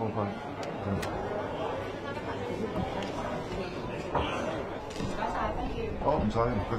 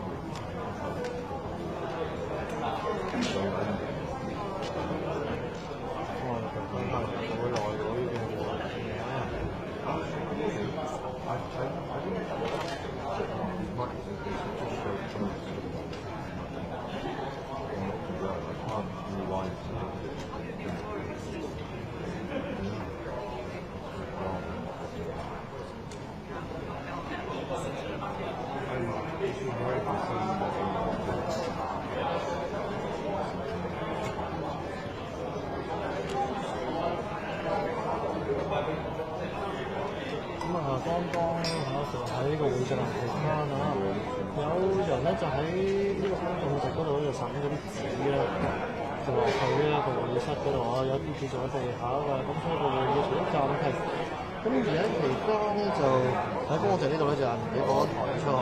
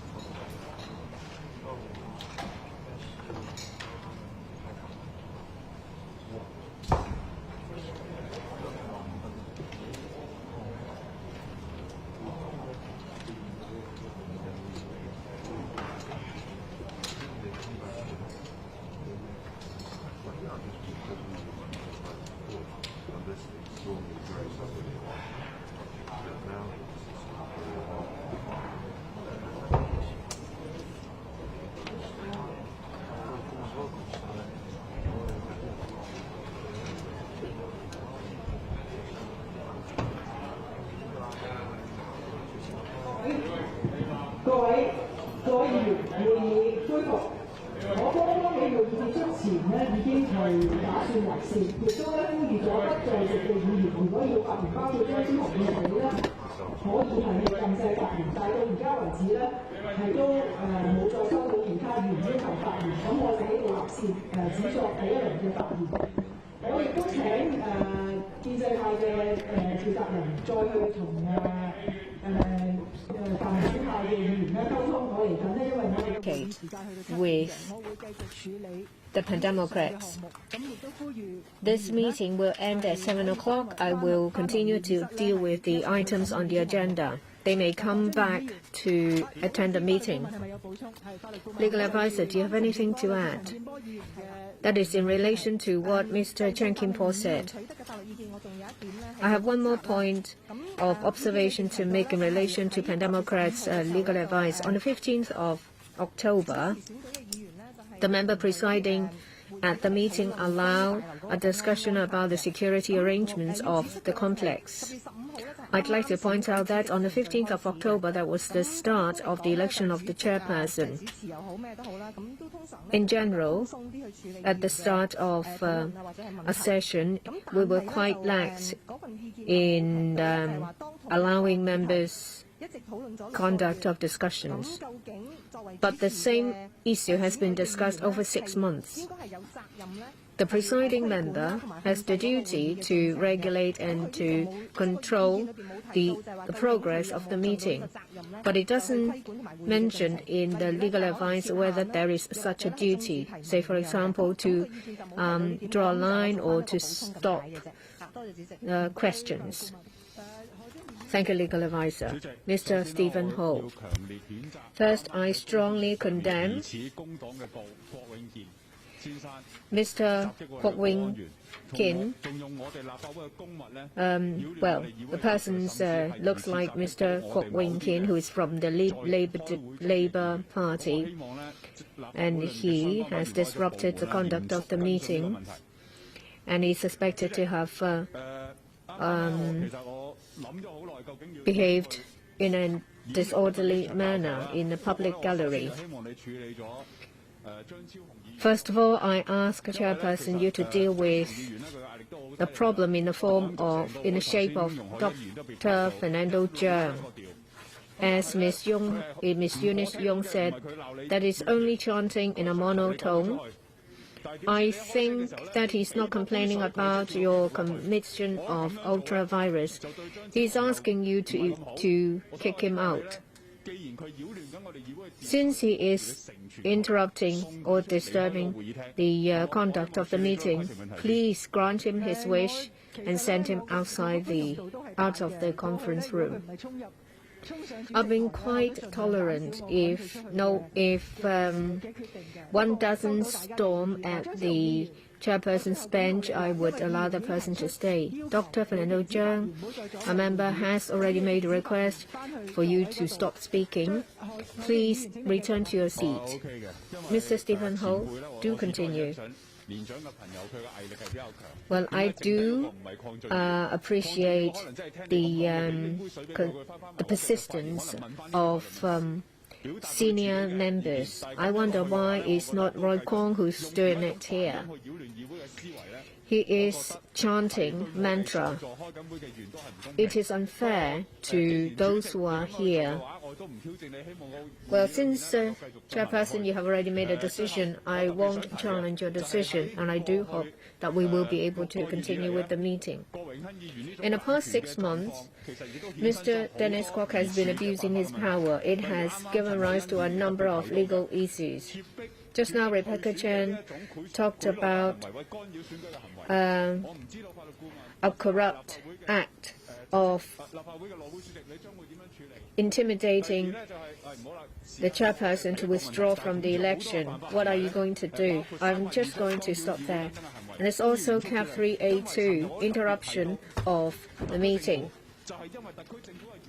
It's because of the weakness of the SAR government for condoning black-clad violence. That's why we're in this situation. I ask the LegCo to be tough and strong and strictly implement or enforce the rules of procedure.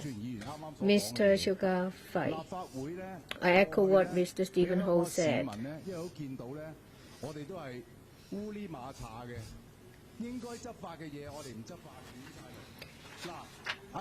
Well, as members of the public could see, it's been a pantomime. Dr. Fernando Cheung standing there actually disturbed others. Why do you still allow him to stand there? It's not just a minute or two. How can I freely express my opinion? Obviously, he is causing disturbance. You won't allow that in a classroom. Why would you allow him to do it in the lecture? Can you ask him to stop what he's doing or ask him to go out, to leave? Dr. Fernando Zheng, this is the final warning. I have lost count of the number of warnings I've given you. You continue to disrupt the meeting. I have to ask you to leave the conference room.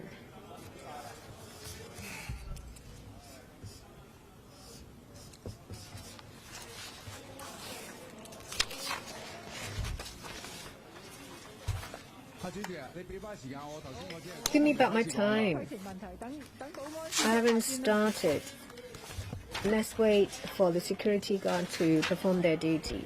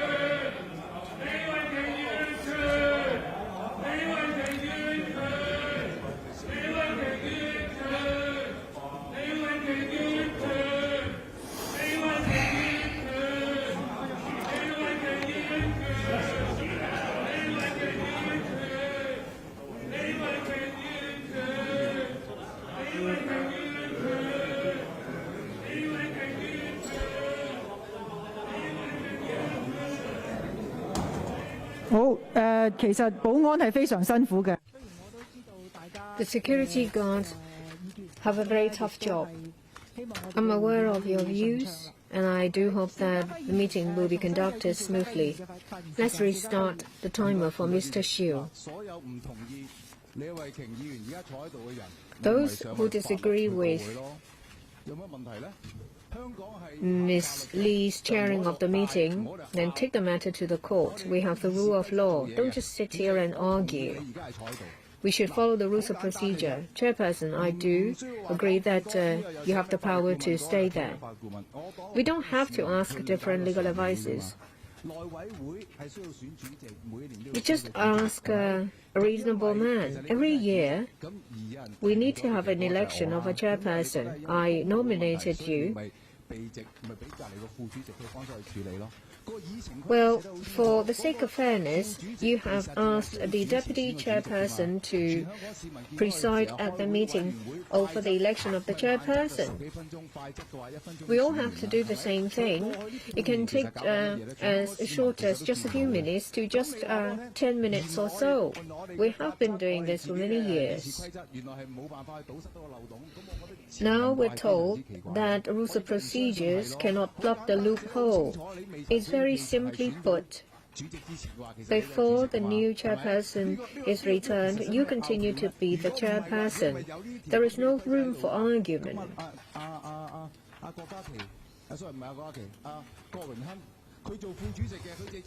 Dennis Kwok, as the deputy chair, could have used this power to drag the matter on. Everyone will suffer. Bills cannot go through the procedure because of this. Anyone with any common sense will be aware of that. It looks like that a lot of people have said goodbye to their common sense in the past 6 months. Mr. Ma Fung-kwok, thank you. I rarely speak because I don't want to waste time. What happened today or before today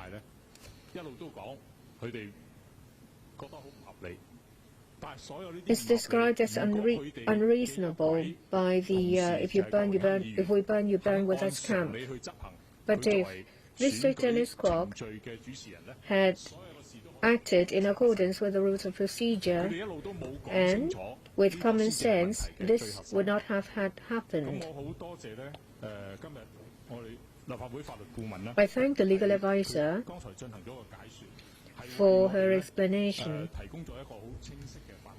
She has given us a very clear legal foundation and basis that Ms. Dory Lee has the power to continue to preside at this meeting.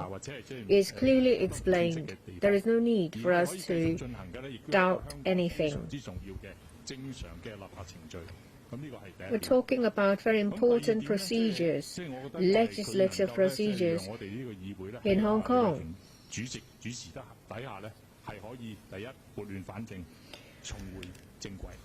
With Ms. Dory Lee chairing the meeting, I think she can set us back on the right track. Mr. Dennis Kwok has said it. One of the goals is to hinder the passage of the National Anthem Bill. The National Anthem law has been passed by our country, and it is incorporated into Annex 3 of our basic law. We have the duty to pass the bill. That is very important. Thank you. Mr. Vincent Chang. Thank you.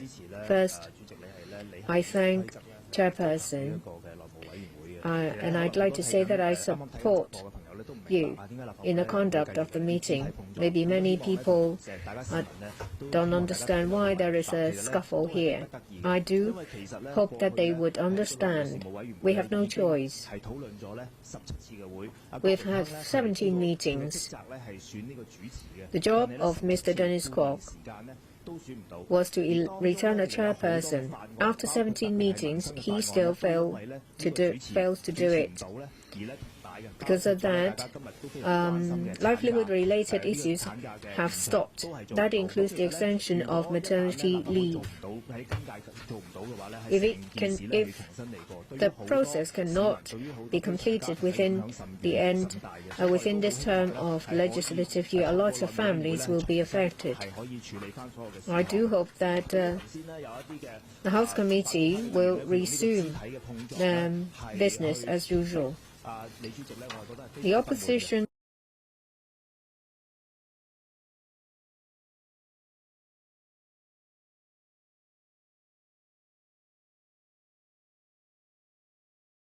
language to attack you. That is unreasonable. According to the legal advisor, well, members here would like to hear from the legal advisor. Everything is in order, and it should stay like this. Now that all members have completed the speaking, I need to make a ruling. I agree with Regina yet. Well, the legal opinion are opinions after all, and such differences are perfectly normal. As a chairperson, I've been very cautious in exercising my powers. My source of powers that derive from the ROP and the House rules. ROP and the House rules have empowered me the authority as the chairman, and 75(2) is quite clear that as the chairman of the committee shall hold office until the chairman and deputy chairman of the committee for the next session are respectively elected, and the ROP and the House have not undermined my powers. At the beginning, I respect the opinion provided by the legal advisor and exercise the power cautiously.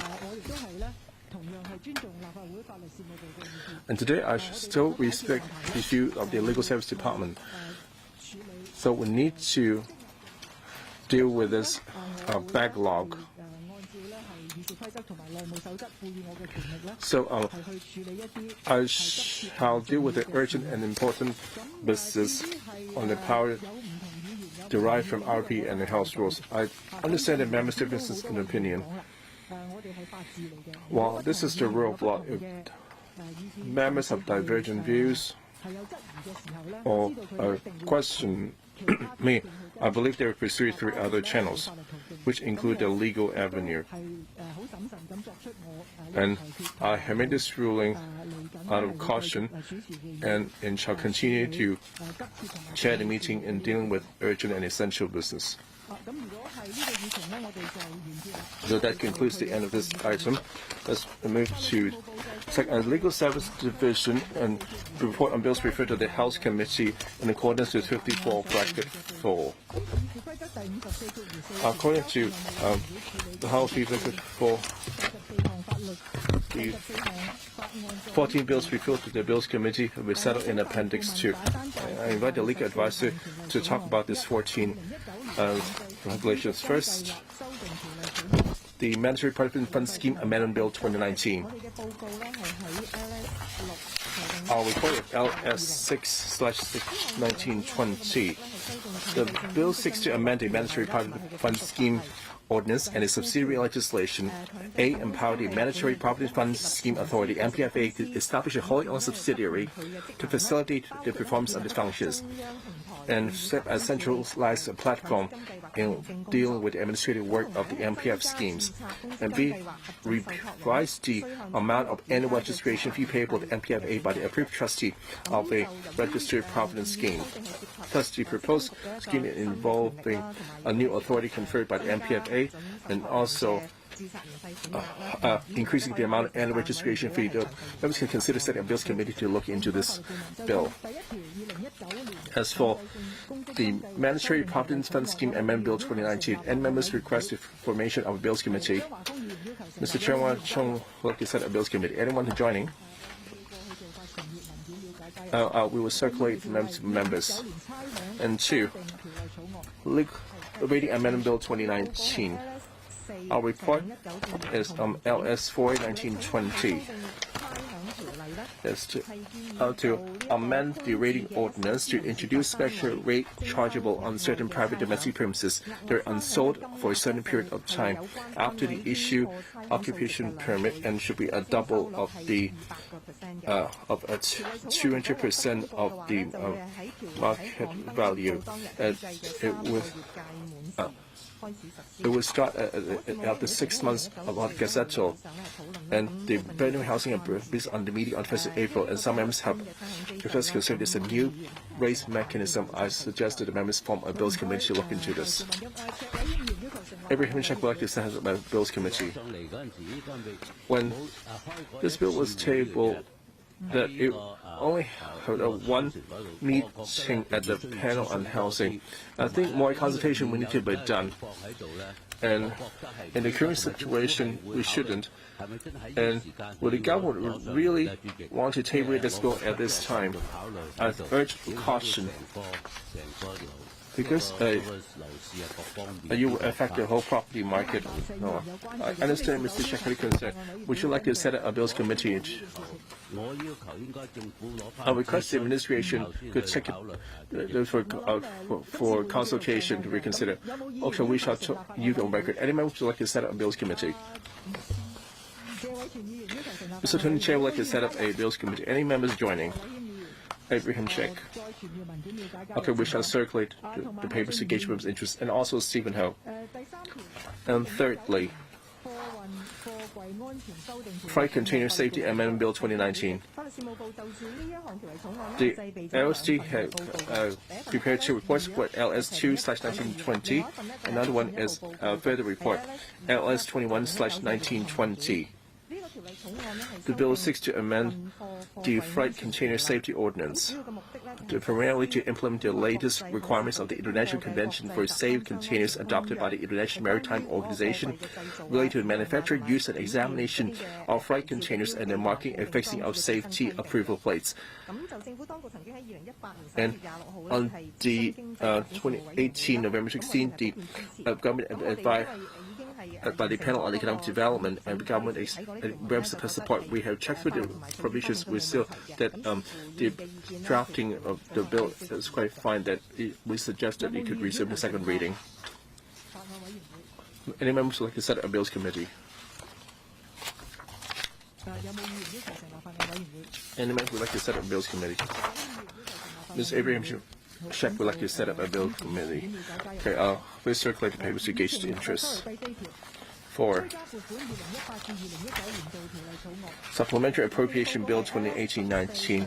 Our report is LS 14/1915 is according to the public finance ordinance, and so seek to provide a supplementary appropriation for the service of the government in the financial year ended 31st of March 2019 to the amount of $36.7 billion.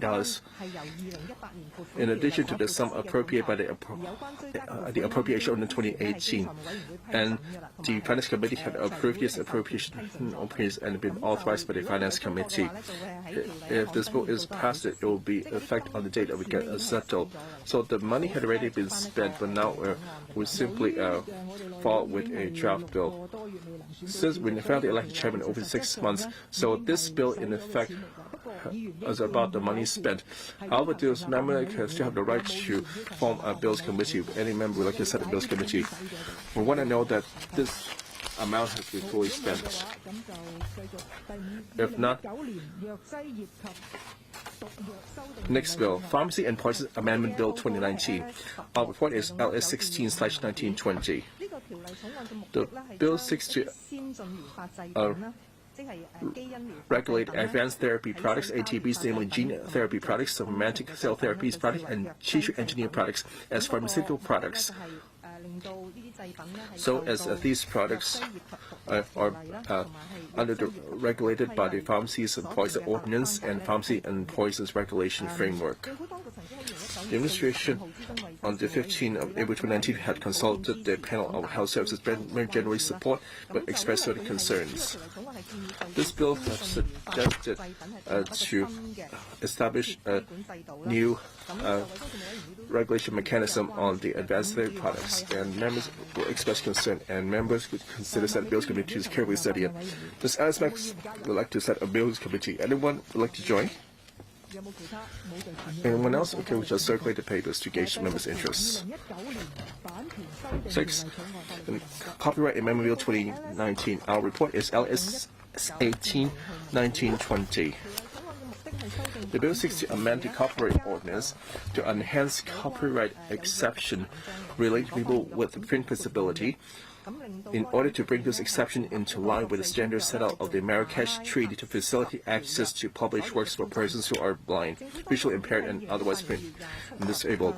The administration can also give an introduction, a briefing on the panel of commerce industry on 27 February and express support this in principle, but discuss various concerns. The LSC is still studying the provisions because have expanded the copyright ordinance exceptions to persons with print disability. Members can consider whether to set up a bills committee to scrutinize this bill. But any member would like to set up a bills committee to follow up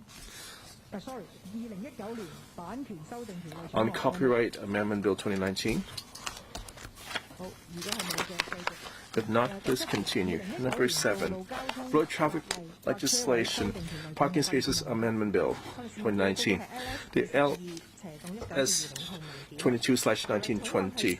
The bill seeks to amend the road traffic ordinance and other specified traffic legislation to provide for the use of electronic means to introduce a new parking meter child scheme in 2015 to 2018.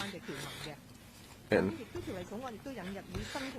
also provide for the new offenses as well as for the annulling the outdated provisions on paying through cash. And the government had briefed the panel on transport on the 19th of January 2018. So this is about setting up a new generation of electronic parking payment. So members consider set up a bills committee. On number 7, anyone would like to set up a bills committee to set this. Mr. Tony Chair would like to set up a bills committee. Okay, please circulate the papers to gauge members' interest. Number 8, St. John's College Amendment Bill 2019. Legal advisor, please. LS 9/1920. It was raised by Honourable Jimmy Mwinka, and it seeks to amend the St. John's College Ordinance so as to give protection to members of the body corporate incorporated under the ordinance and some other persons mentioned in the ordinance, and to give the body corporate certain express powers. Well, if this is endorsed, it will be gazetted, and the commencement will start from that date. It doesn't involve public expenditure, it doesn't involve any government operation or political setup or any government policies. Mr. Jimmy Ng has consulted the views of the panel, but he hasn't received any comments on the bill.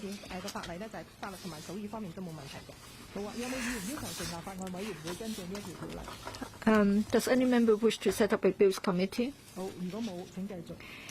If not, then please continue. Fisheries Protection Amendment Bill 2019. Our report is LS 30/19/20. The bill seeks to amend the Fisheries Protection Ordinance 1712 to empower the Director of AFCD to exercise discretion and provide for the registration and issue of provisional approvals for registration of local fishing vessels in respect of which there are no valid operating license on 15 June 2012, and provide the issue of certificate of eligibility for the registration in relation to former trawlers for which there were no valid operating license on 15 June 2012. And the government had consulted the fishermen's organizations, and they welcomed the administration proposal. The LST is examining the drafting and the provisions, and members can consider whether to set up a bills committee. And members would like to set up a bills committee. Mr. Gershon would like to set up. Anyone would like to join? His circulation to gauge members' interests. And Inland Revenue Amendment Property Tax Concession for Insurance-Related Business Bill 2019. Our report is LS 32/1920.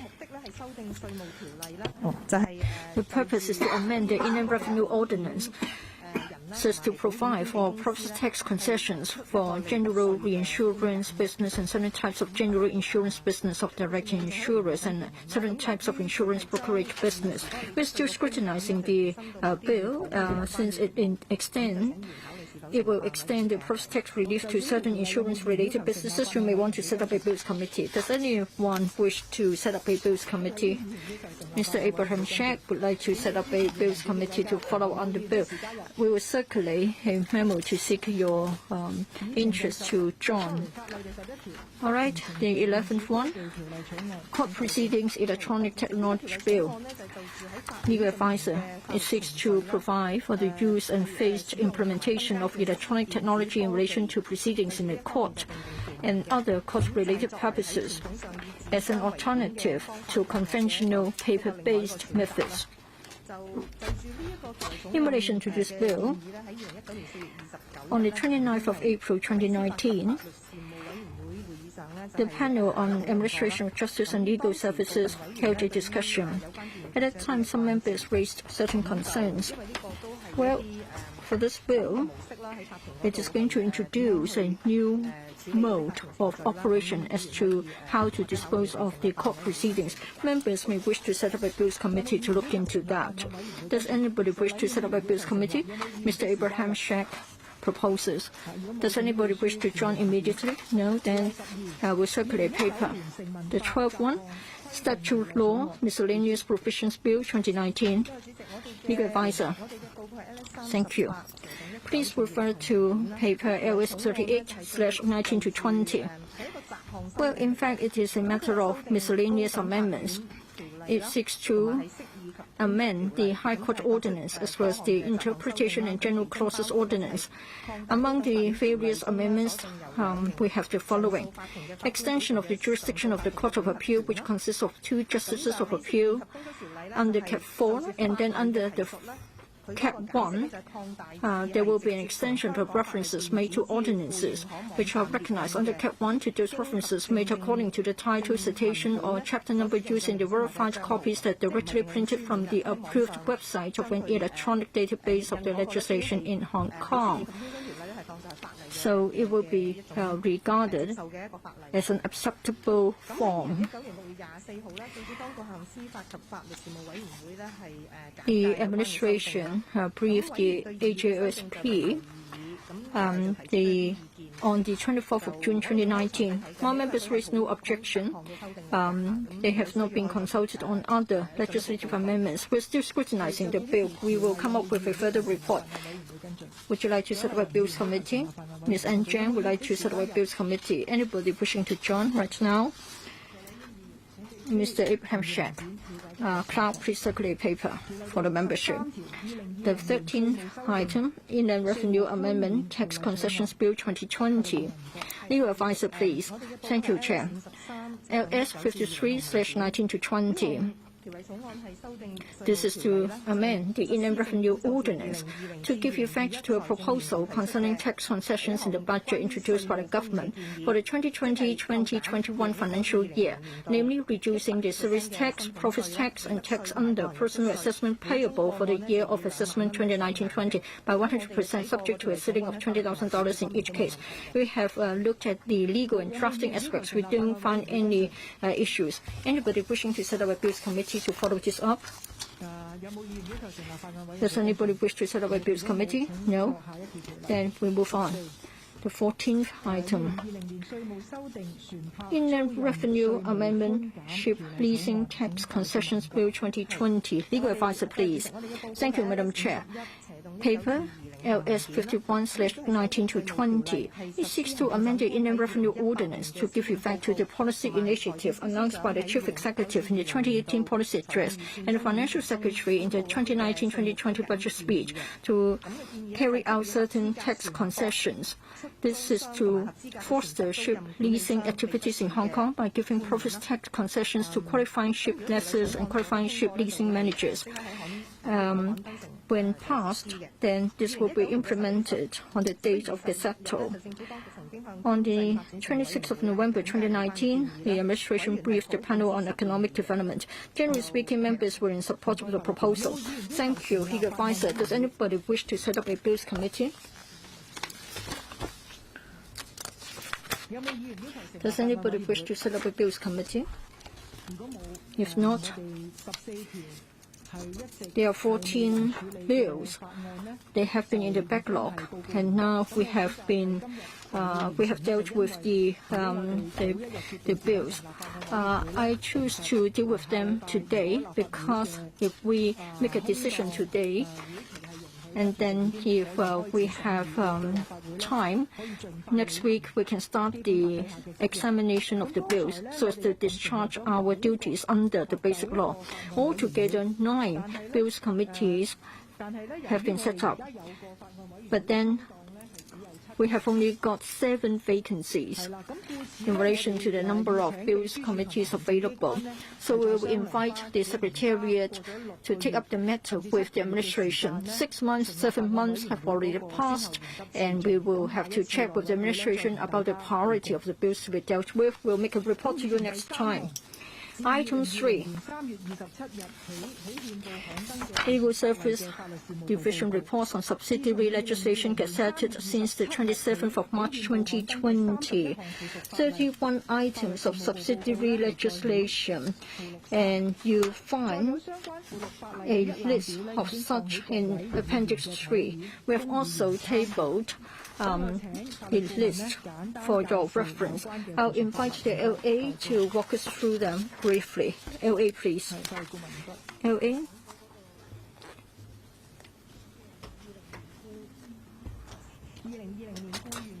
Employees Retraining Ordinance. Amendment of Schedule 4, Notice 2020, LN 29. This is to amend Schedule 4 of the ERO in relation to the monthly retraining allowance of an eligible trainee. The maximum amount will be raised from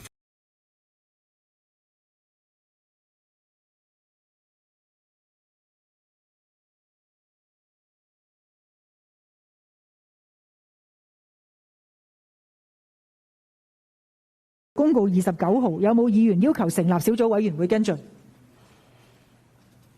有冇？石禮謙議員要求成立小組委員會跟進，請秘書處傳閱文件，了解加入情況。有冇議員即時加入？係請法律顧問繼續。係跟住嗰10項呢，都係同呢個預防同埋控制2019冠狀病毒病有關嘅附屬法例。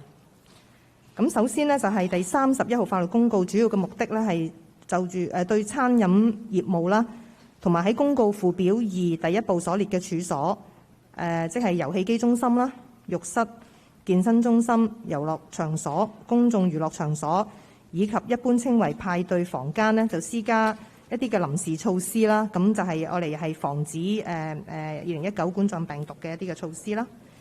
咁第32號嘅法律公告主要嘅目的呢，就係呢個呢，就係當時嘅限聚令啦，就係唔可以多過4個人嗰個群組聚集嘅。咁後來都改咗嘅呢度嚇。咁但係當時呢個32號法律公告呢，就係喺3月27號嗰陣時喺憲報刊登嘅。咁呢一個公告呢，就有一啲嘅豁免啦嚇。咁包括譬如話係喺工作地方進行嘅一啲嘅聚集啦，或者喺立法會進行嘅一啲嘅程序屬必要嘅群組聚集，都係屬於一個豁免嘅。咁而呢個公告亦都訂定呢，如果係違反咗嘅話呢，就有一啲嘅罪行啦。咁第31至32號法律公告呢，就會分別係喺2020年6月27日嘅午夜啦，同埋係2020年嘅6月28日午夜呢，就失效嘅。跟住呢，就係呢一個33號法律公告啦。咁呢一個第33號嘅法律公告呢，就其實就係修訂頭先第31號嘅法律公告啦，就加入咗，仲要加入咗6種嘅處所嘅，係作為規管啊，包括就美容院啦、會址啦、通常工人飲酒以及跳舞或者作其他娛樂啊、營業至到深夜嘅場所啦、卡拉 OK 場所、麻雀、天狗耍樂場所啦，同埋係按摩院嘅。咁就當時嘅措施就係令到有關嘅規管措施咧，係都適用於呢6類嘅場所啦。咁而呢一項嘅法律公告呢，就係由2020年4月1日起下晝3點起實施，並會喺2020年嘅6月27號午夜呢，就係失效嘅。咁跟住呢，就係講翻如果睇翻而家擺喺議員台面嗰個一覽表啦，咁跟住呢，就係第46號至到去52號嘅法律公告啦。咁第46號嘅法律公告呢，其實就係修訂預防及控制疾病條例，將附表1裏邊呢對於一個傳染病嘅名稱呢，就將佢改翻，即係證明翻之前就叫做嚴重新型傳染性病原體呼吸系統病嘅，咁但係而家就更新翻啦，就叫做2019冠狀病毒病咁解嘅啫。咁跟住咧，第48至到49、52號法律公告咧，除咗係更新呢一個呢個疾病嘅名稱之外咧，亦都包含以下嘅修訂嘅。咁例如第48號嘅法律公告咧，就係修訂若干到港人士強制檢疫規例啦。咁就將呢個規例嗰個失效嘅日期咧，就延展到去2020年嘅6月7日。跟住咧就係擴大政務司司長授予檢疫豁免嘅權力啦。同埋係賦權衛生主任喺符合若干條件下取消針對某些從內地或者係澳門來港人士嘅檢疫令。咁而第49號嘅法律公告呢，亦都將呢一個預防及控制疾病披露資料規例呢嗰個失效期呢，就係由5月7號延展到8月31號。咁就第52號法律公告呢，就係修訂預防及控制疾病禁止群組聚集規例啦。咁就將定明咧，就係除咗衛生署署長之外啦，亦都賦權有一啲嘅公職人員咧，可以執行有關嗰啲定額罰款嘅職能嘅。咁呢啲公職人員咧，就係包括警務處處長啦、漁農自然護理署署長啦、食物環境衛生署署長啦、民政事務總署署長、房屋署署長同埋康樂及文化事務署署長嘅。咁第46號至52號嘅法律公告呢，就會係喺2020年嘅4月29日起實施嘅。咁我就報告咗而家喺係59 OK。呢度使唔使睇下使唔使議員成立翻？呢個係咪同一場？ 59都係同一組，係唔好意思啊，主席係59咧，就係2020年預防及控制疾病禁止群組聚集。呢個咧就係將本來咧就係限制4個人嘅聚集，就放寬到去8個人嘅。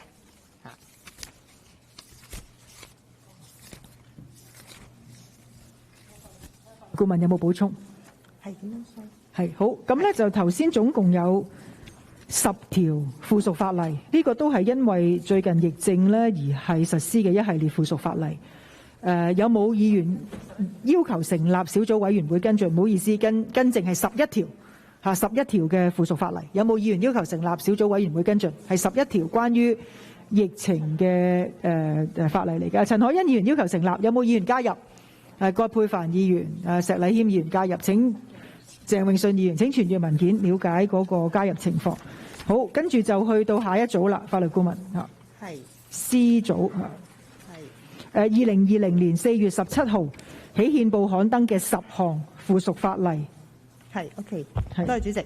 第34號至到去第34號同埋第38號法律公告咧，就係因應屯門至赤鱲角隧道同埋將軍澳藍田隧道計劃開通而訂立嘅。咁簡單嚟講咧，就係將呢2條新嘅隧道係加入去行車隧道政府條例附表1，令到現行規管政府行車隧道嘅制度，亦都適用於呢2條新嘅隧道嘅。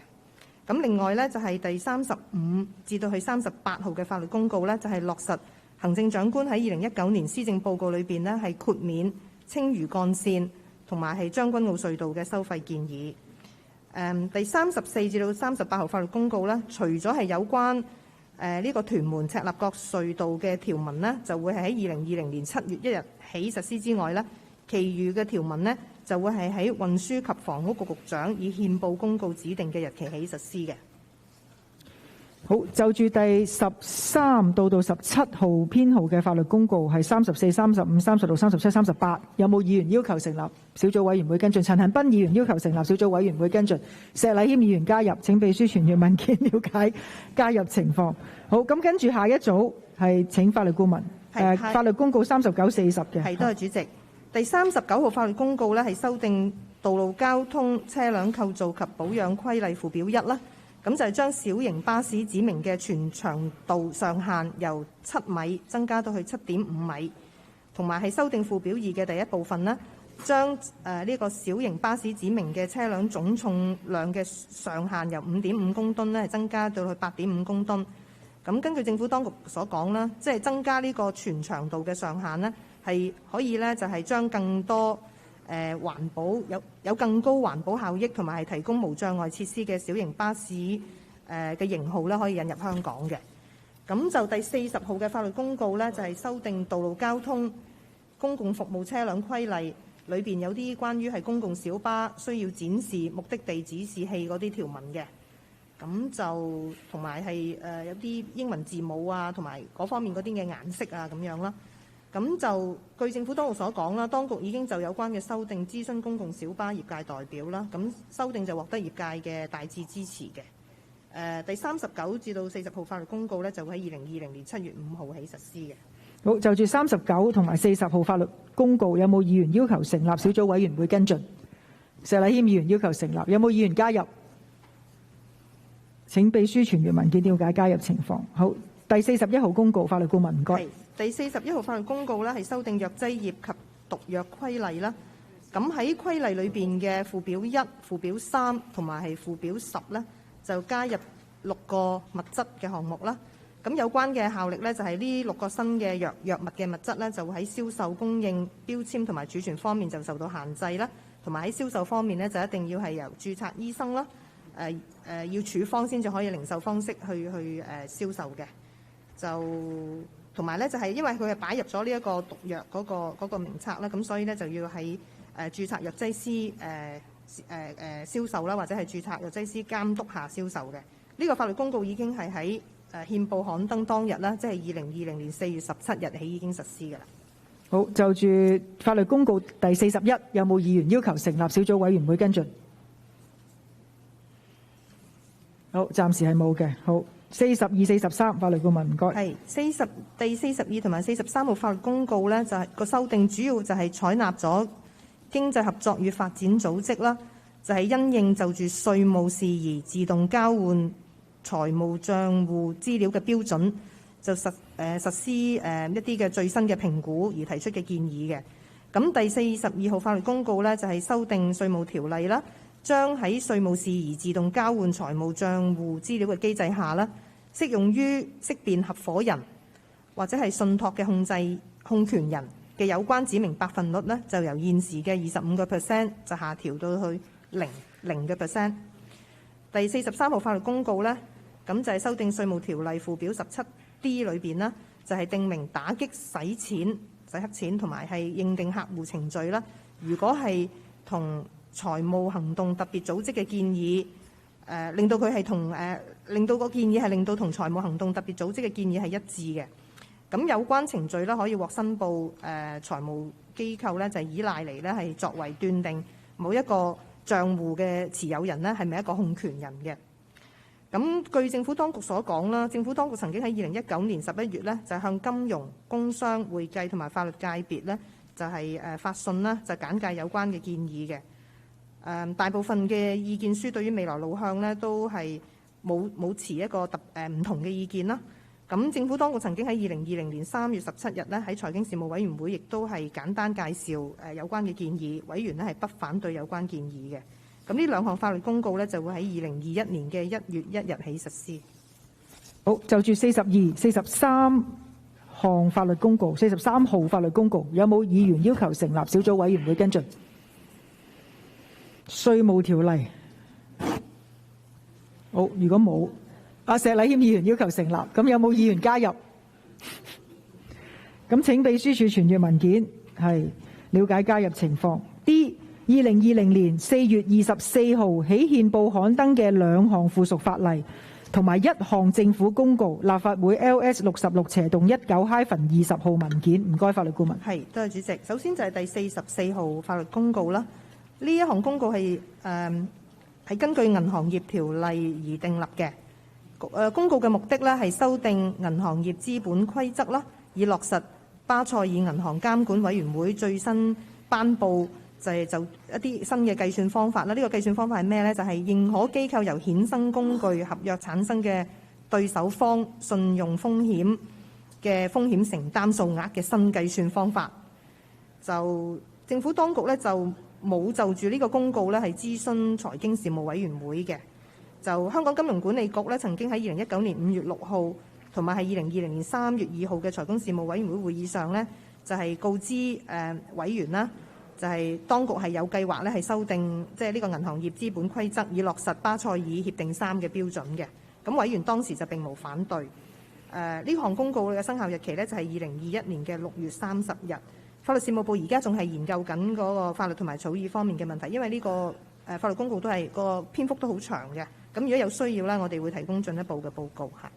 好，就住係45號法律公告，有冇議員要求？44號法律公告，有冇議員要求成立小組委員會跟進？冇，繼續45號，唔該，法律顧問。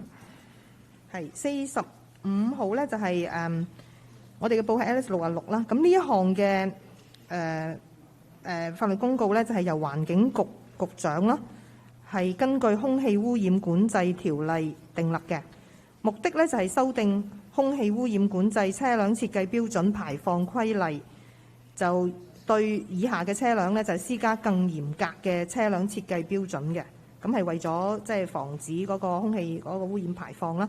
咁對於喺2021年3月1日或者係該日期登記設計重量係超過3.5公噸嘅小型巴士，同埋係以及設計重量唔超過9公噸嘅巴士呢，就係實施歐盟6期車載自我診斷系統階段 C 嘅廢氣排放標準，同埋係對於2020年10月1日或者係該日期後登記嘅電單車呢，就係實施歐盟4期廢氣排放標準。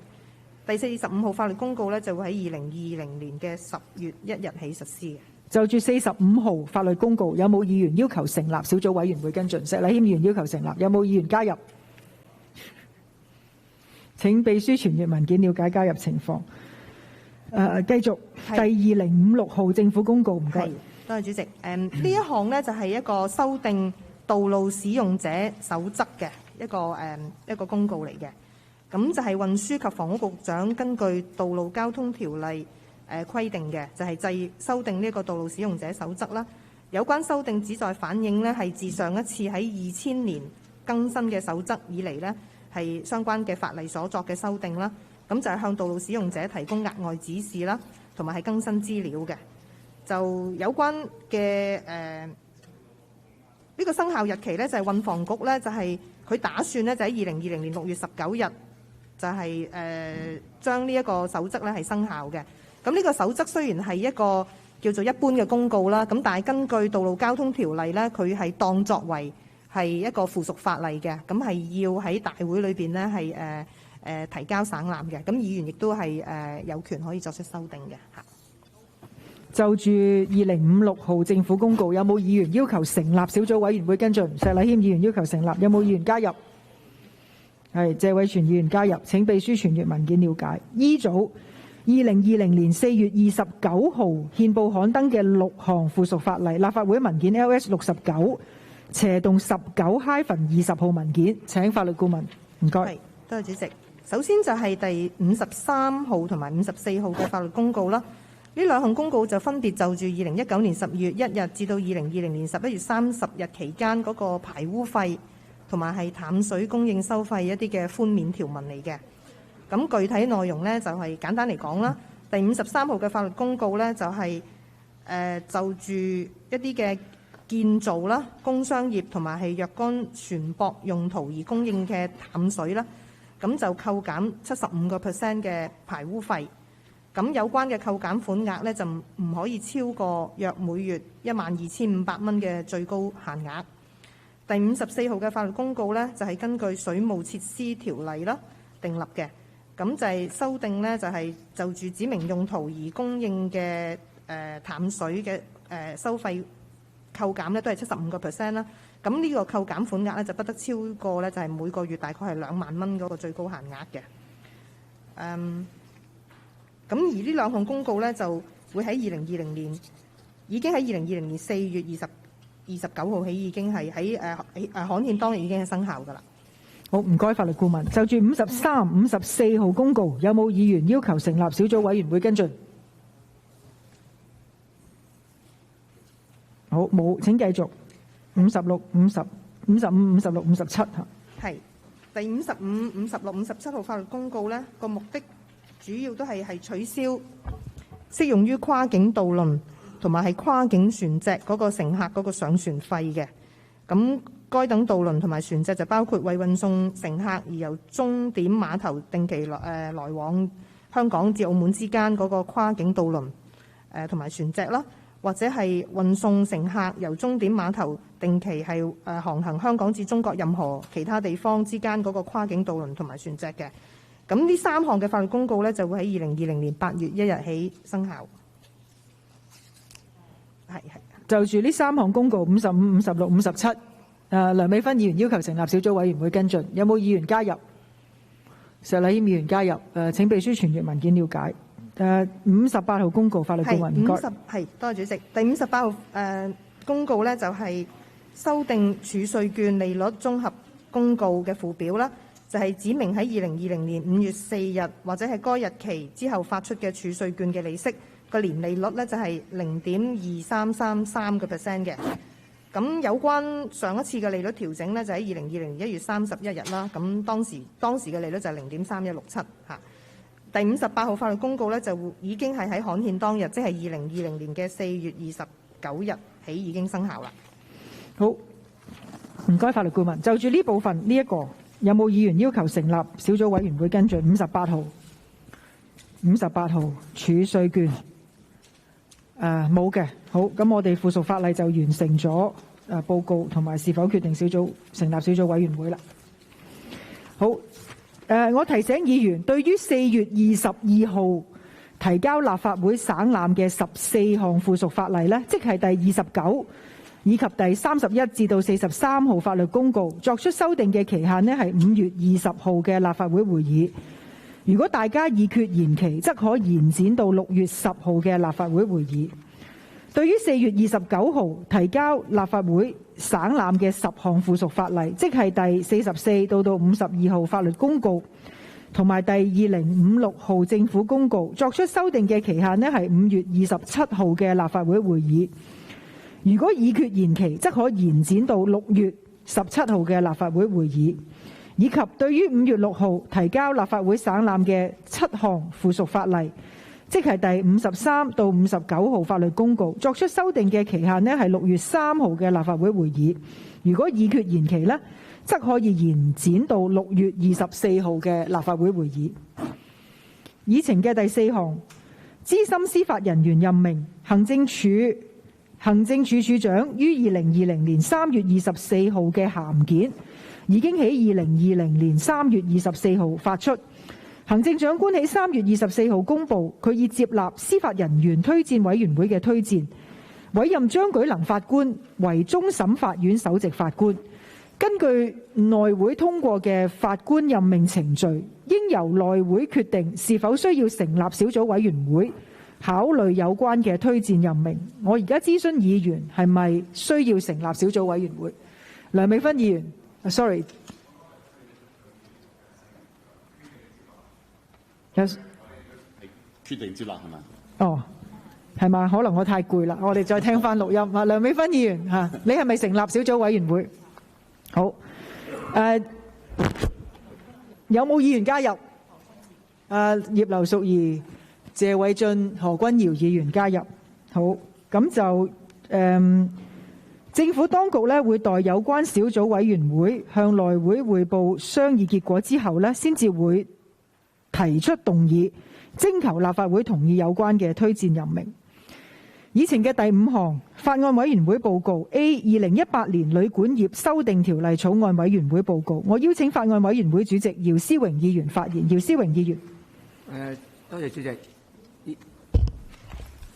2018年旅館業修訂條例草案嘅目的係改善現有發牌制度，並利便執法行動和加強阻嚇力，藉此打擊無牌酒店和賓館。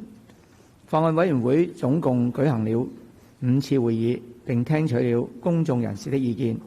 委員察悉，有許多團體認為無牌酒店或賓館引起安全、衛生及保安等問題，對社區造成嚴重滋擾，必須加強規管和執法。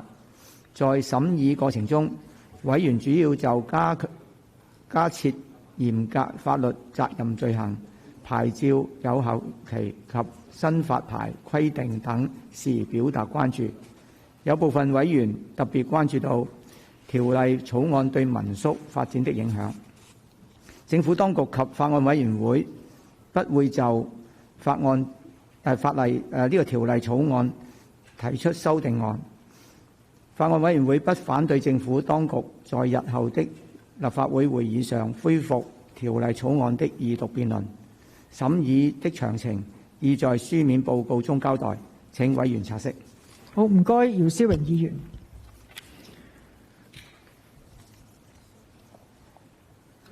B 消防安全工業建築物條例草案委員會報告。我邀請法案委員會主席謝偉銓議員發言並且報告。唔該。多謝主席。消防安全工業建築條例草案嘅目的咧係訂立規管嘅機制。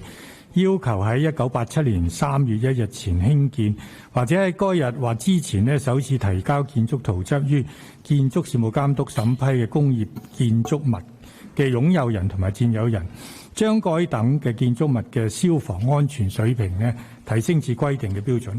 法案委員會總共開咗5次會議，並且喺其中一次會議上聽取公眾人士嘅意見。委員會主要就嘅目的。委員主要嘅就目標嘅工廈嘅消防安全規定同埋標準、執法嘅機制、執法嘅機關嘅權力，以及當局點樣協助目標工廈嘅擁有人同埋佔有人遵從消防安全規定等事宜表達咗關注。法案委員會嘅討論詳情已經載喺書面嘅報告內。因應委員嘅意見呢，政府當局會就條例草案提出數項嘅修正案，而法案委員會則不會提出修正案。法案委員會唔反對政府當局於日後嘅立法會會議上恢復條例草案嘅二讀辯論。唔該。唔該，謝偉銓議員。C 2018年歧視法例雜項修訂條例草案委員會報告。我邀請法案委員會主席麥美娟議員發言並且報告。麥美娟議員。主席，條例草案嘅目的係修訂性別歧視條例、殘疾歧視條例同埋種族歧視條例嘅多項條文，以擴闊該等條例嘅保障範圍，以及廢除性別歧視條例、家庭崗位歧視條例和種族歧視條例所規定，如在間接歧視案中的答辯人能證明施加有關的要求或條件的意圖，並不是基於歧視，便無需支付損害賠償的條文。法案委員會曾舉行5次會議審議條例草案，商議詳情已載於書面報告內。委員主要嘅關注事項係包括新增條文就餵哺母乳嘅女性免受歧視所提供嘅保障和適用範圍，應就免受基於餵哺母乳嘅騷擾提供保障，禁止對同一工作場所嘅使用者作出性騷擾、殘疾騷擾及種族騷擾嘅保障範圍及涵蓋類別。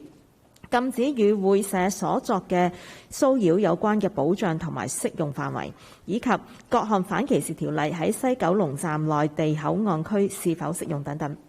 為回應委員嘅意見，政府當局將會就條例草案提出研議嘅修正案，令餵哺母乳一詞嘅研議定義更為清晰明確，以及把義工和實習人員納入場地使用者嘅研議定義中，藉此提供更全面的保障。法案委員會不反對這些研議修正案，亦不會對條例草案提出其他修正案。另外，經考慮委員嘅意見同埋關注，政府當局同意提出另一法案，以禁止基於餵哺母乳嘅騷擾。委員係歡迎同埋支持政府當局嘅建議。法案委員會支持恢復條例草案嘅二讀辯論，日期係等政府當局稍後知會法案委員會。唔該，麥美娟議員。D 2019年職業退休計劃修訂條例草案委員會報告。我邀請法案委員會主席張華峰議員報告並且發言。張華峰議員。主席，條例草案嘅目的係防止職業退休計劃做不當洋作投資工具，以確保該等計劃係確實基於僱傭關係。法案委員會舉行一次嘅會議，與政府當局商議，亦曾邀請公眾人士及相關嘅團體提出書面嘅意見。委員會普通支持條例草案嘅修訂建議。喺商議嘅過程中，委員曾研究嘅主要事宜嘅包括以僱傭關係為基礎嘅擬議準則、僱傭關係嘅適宜、對僱主嘅影響、對職業退休計劃嘅非僱員成員嘅處理方法，以及與執法行動有關嘅各項條文。政府當局將就條例草案提出若干喺用語上或者技術性嘅修訂案。法案委員會不反對對該等擬議修正案，亦不會就條例草案提出修正案。法案委員會亦不會反對立法會會議上恢復草案嘅二讀辯論。法案委員會嘅商議工作已喺報告內詳述，請大家察悉。唔該，張華峰議員。喺上述4個法案委員會提交報告之後呢，就會騰出4個空額。故此呢，早前我哋喺剛剛嘅環節裏邊，大家要求成立嘅9個法案委員會呢，亦都可以立即展開工作啦。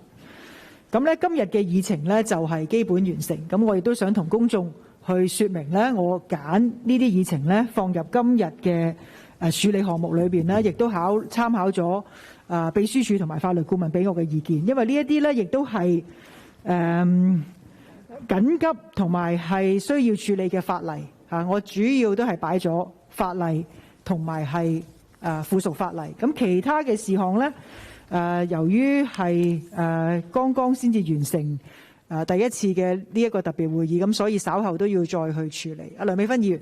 係主席，我希望如果下次再開會嘅時候，要安排選舉主席嘅事情係要擺喺開會最後嗰個議程，因為即係呢個係一個建議啫，千祈唔好擺第一個議程。好，你嘅意見我收到啦。咁好啦，今日嘅會議非常長，咁亦都多謝大家忍耐。咁啊，會議結束，多謝大家。